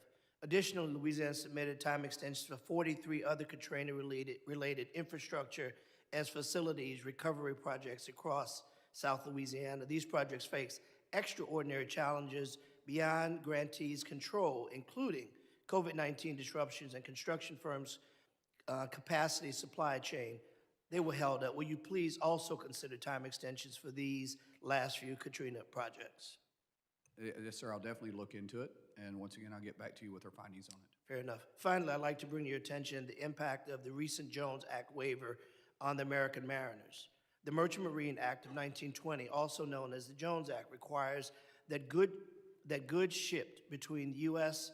and ports to be transported on vessels are American-built, American-owned, crewed by Americans, ensuring a strong domestic merchant marine fleet ready to transport national defense and economic security. The current waiver, initially issued in March and subsequently extended in August, has resulted in the loss of millions of dollars to our domestic maritime industry, with work instead going to foreign flag vessels that undercut cheaper labor. Approximately 95% completed waiver voyages primarily benefit maritime operators that do not pay U.S. taxes or comply with the U.S. immigration laws. If there's time, if there's a way, can you assist with advancing issues to address these? We just recently opened up a new shipyard, I think in Corpus Christi, is that correct? In Galveston, I'm sorry. And what we've seen, sir, I haven't seen the millions of dollars lost because we're seeing that there was a huge backlog of product needing to move to the inland waters, and we didn't have the flagships, the vessels, and the crews to be able to get to them. And so right now, until we can get the ships built that can be flagged inside the United States, and we don't want to do any harm. The Jones Act, I have no issue with the Jones Act. Okay, with no disrespect, I have 43 seconds, and I think you've answered me, and I appreciate that. And notwithstanding, we can get into the particulars of if it was $1 million, it was 10 million, whatever. The reality is we need to make sure, and I think you'll agree, that we protect our American vessels to make sure that they're correct, and Jones Act is a way of doing that. Listen, it's been exhausting, very frankly, to hear my colleagues on the other side go back to Obama and Biden and Mayorkas. Listen, I'm a balls and strike kind of guy. I'm going to assume whatever happened in the past, whoever did it wrong, your job now is to get it right. And I want to give you enough time and room to do just that. Let me ask you a final question in my final 5 seconds. Mr. Secretary, the agents and officers who shot Miramar Martinez and killed Renee Good and Alex Preti, are they still working for DHS? I'm not sure. I know one of them's under investigation. The situation's under investigation, but I would assume typically in those situations they put on administrative leave. Once the investigation is complete, there'll be a determination if they stay on the force or not. And you mentioned, thank you, and I appreciate that. And then finally, thank you, Mr. You indicated that you had a zero tolerance for anyone that would violate the rights or safety of your agents. Will you also say on the record that you will also have zero tolerance for anyone who violates the rights of citizens? Gentleman's time's expired. Can he please just answer that? If he wants to answer it in his next second, he can. I think he was shaking his head for the record, so thank you, Mr. Secretary. Listen, I've known the Secretary for a very long time as a man who takes his job very seriously, and I'm sure he will always do And I think the my right comment thing. suggested that I agree with that. I agree. I now recognize the gentleman from Pennsylvania, Mr. McKenzie, for 5 minutes of questions. Thank you, Chairman, and thank you to Secretary Mullin for joining us today. Appreciate you being here before the committee. I want to start by expressing my appreciation to your department and specifically FEMA for working with our Pennsylvania communities to recover millions of dollars of funding that they were owed from the COVID-19 pandemic. Earlier this year, I led an effort with several of my colleagues in our Pennsylvania delegation to advocate for the release of longstanding public assistance reimbursements that were owed to hospitals and health systems across Pennsylvania. These funds went back to an application that they submitted back in 2021. Ultimately, it ended up being $580 million of previously outstanding public assistance funding, over $103 million in support of hospitals and healthcare networks right in my Lehigh Valley and Pocono district. That funding is critically important. Obviously, it can go into their ongoing operations to keep our community safe and healthy, but that money was held up for years on end. And so I want to thank your department for being so responsive. When we sent you that letter, very quickly in short order, you and your team were able to get those funds released and coming back to Pennsylvania to help, again, keep our communities safe and healthy. So I want to thank you for that. I can't take all the credit on that. That was a culmination between the Deputy Secretary and Brian Cavanaugh, who brought it to my attention. When we took it to the White House with President Trump, he immediately agreed to get the money out the door. So we went to Russ vote and the money started flowing. But it was just a matter of bringing it to the president's attention to get it done. Well, we appreciate that because, again, hadn't happened for probably about 5 years that they were owed that funding. So appreciate you being so responsive in getting it out to everybody back in our communities that needs that assistance. To that end, I would like to look forward. What are we going to do to make sure that these types of hangups don't happen going forward with FEMA? So can we talk about fiscal year 26 preparedness grant cycle, how it's being administered, what you're seeing going forward so that hospitals, nonprofits, local governments, first responders, everybody else in our community doesn't experience this type of delay again? Unfortunately, with FEMA, we have an issue with our own bureaucracy. And we have a gentleman right now, Cameron, who has been nominated by the president that hopefully we get confirmed quick. The president is laser focused in FEMA and getting it working and streamlining, making sure the dollars get to the states faster instead of being held up in FEMA like this. And I appreciate that, but it's going to take some time. It's a huge agency. And I told the president when I met with him last week, I said, give me 2 months once I get Cameron in place, and we will start looking at all these systems and seeing how we can streamline it, take care of what we are required by Congress's statute. So statute, what are we required to do and what layers we have built on top of it because of our own bureaucracy, and get it down to mission focus. Thank you, and appreciate your focus on this issue. As you pointed out, these funds are so critically important, and getting them out in an appropriate but also timely fashion is important. So thank you for your focus and work that you're doing on that going forward. I'd like to shift gears. In your opening remarks, you talked about how the Biden administration had lost track of over 100,000 unaccompanied minors, and that you were in part tasked with tracking down and rescuing some of these children who were in really heinous situations, whether it be sex traffic, human traffic, forced labor. Please talk about your ongoing efforts, how you're making progress on that front, what we can do to be of assistance as we move forward. Using rough numbers, 340,000 kids were lost underneath the Biden administration, lost. I mean, we had no idea where they're at. There had been no checks on them. There was, from the time they were released at the state level, excuse me, or from the border to where they'd been, no one had been contacted to say that that was actually where they're at and what they're supposed to be doing. We have now recovered over 120, that could be 140, but I think it's 120,000. And those are the cases that they were where they were supposed to be. Some of them we had moved and we had to track them down.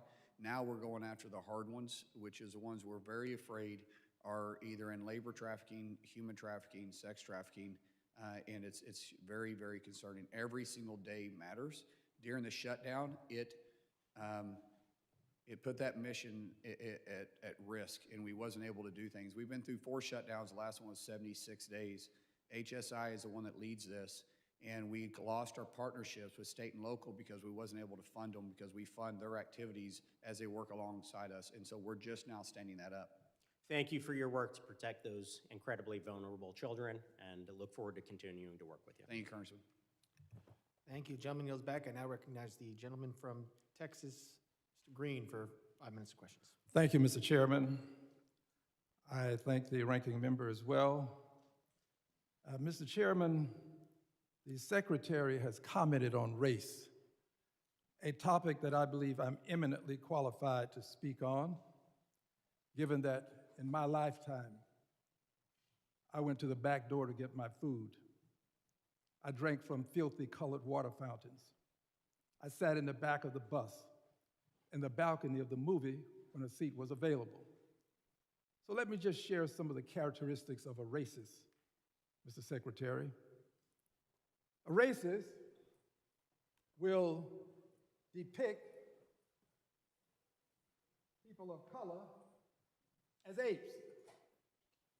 The pictures have been blurred, but you know who they are. This is what a racist would do. And a racist wouldn't apologize after doing this. Mr. Secretary, that's what a racist would do. A racist, Mr. Secretary, would take offense at peaceful protest. You said you believe in peaceful protest. This was peaceful protest, Mr. Secretary. Racists take offense at peaceful protest. A racist, Mr. Secretary, would do what happened to Ruby. Are you calling me a racist? A racist.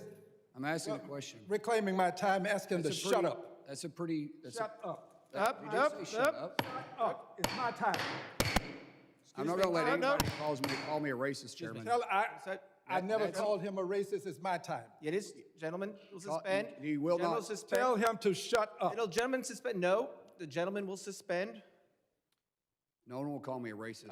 I'm Cherokee I- too. My family has been pretty tolerant. I ask that my time be restored. I ask that my time be The restored.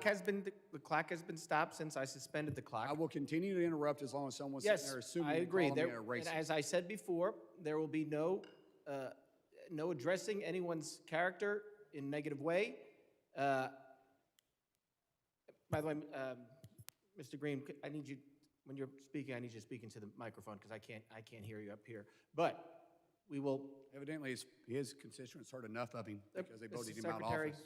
Mr. Secretary, please, again, we're almost done here today. Mr. Green, you can continue, but again, I will stop if this sounds like you are either directing that this secretary is a racist or as well as the president or vice president, because we do know under our rules you cannot disparage a member of Congress or the president or the vice president. So I understand what you're trying to do. Be very careful because it is a violation of our committee rules to disparage another member, a witness, or the president or the vice president. Parliamentary inquiry. Mr. Chairman, when I'm speaking, I believe that the time belongs to me. I don't think that the secretary should interrupt me when I'm speaking. I have made very clear today that when the member has their time, it is their time. But again, I want to reiterate, it is a violation of House rules to make statements that might be personally offensive to the president or vice president. So we will let you continue with your time. The time has stopped since I suspended the clock. But again, it is a violation. It is your time, sir. It is your time, I agree. But it is a violation of the rules of the House to make statements that might be personally offensive to the president or the vice president of the United States, as well as other members or question motives of colleagues. So I will let you continue, but we want to be I've now stated the rules, so we want to follow them. Thank you, Mr. Chairman. I will speak into the microphone so that I may be heard. I ask that any person who desires to interrupt me shut up. Now, this is Ruby Bridges. She was integrating a school. You can see the hate on the faces of people. This was called racism. This was racism. All I did at the State of the Union address was display this, Mr. Chairman. This was what I did. I was peaceful. The Secretary says he believes in peaceful protest. Cue the video, please. Cue one.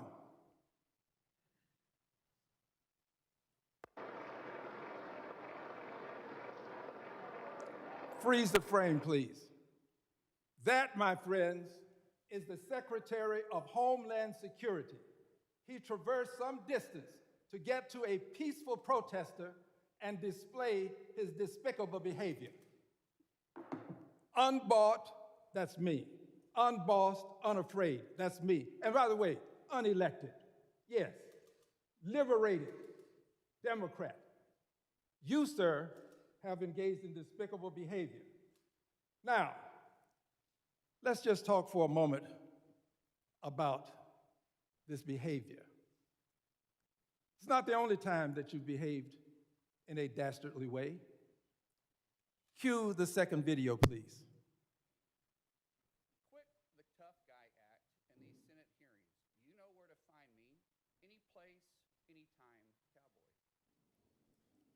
Sir, this is a time, this is a place. If you want to run your mouth, we can be two consenting adults. We can finish it here. Okay, that's fine. Perfect. You want to do it now? I'd love to do it right now. Well, stand your butt up then. You stand your butt up. Oh, hold on. Big Oh, guy. oh, stop it. Is that your solution, every Hold it. No, no, sit down. Sit down. Okay. You know, you're a United States Senator. That was the Secretary of Homeland Security. The Secretary of Homeland Security concerns me because of his behavior as it relates to peaceful protest, as it relates to the way he chose to come over and with force address a peaceful protester. It concerns me because in that department, they have many people of color. I'm concerned about how they will be treated under the leadership of this Secretary of Homeland Security. I do not believe that he is qualified because he doesn't have the temperament to deal with people in a respectful way. I peacefully protested. I would do it again because I know the history of apes and how they have been used to demean people of color. Gentleman's time has expired. I recognize the ranking member for a unanimous consent request. Thank you very much, Mr. Chair. I ask unanimous consent to enter into the record the following. A bulletin from the Colorado Information Analysis Center warning that ICE recruitment materials could motivate white supremacist violence. A report from the Global Project Against Hate and Extremism that DHS continues to post white nationalist content on social media, and an article from the New York Times that DHS hired a social media manager with a history of making white nationalist posts. Without objection, I recognize the gentleman from California for UC request. Thank you, Mr. Chairman. I have unanimous consent to submit for the record article, woman held by ICE for 25 days, despite evidence of citizenship, finally gets a U.S. passport. Without objection. UC request. Recognize the gentleman from Texas for a unanimous consent request. That the posters in an appropriate size be placed in the record, and that a document indicating the percentage of persons of color in Homeland Security be added to the record as well. Without objection. Members of the committee may have some additional questions for the witnesses, and we'd like to ask the witnesses to respond to these in writing. Pursuant to Committee Rule 7E, the hearing record will be held open for 10 days. Without objection, the committee stands adjourned.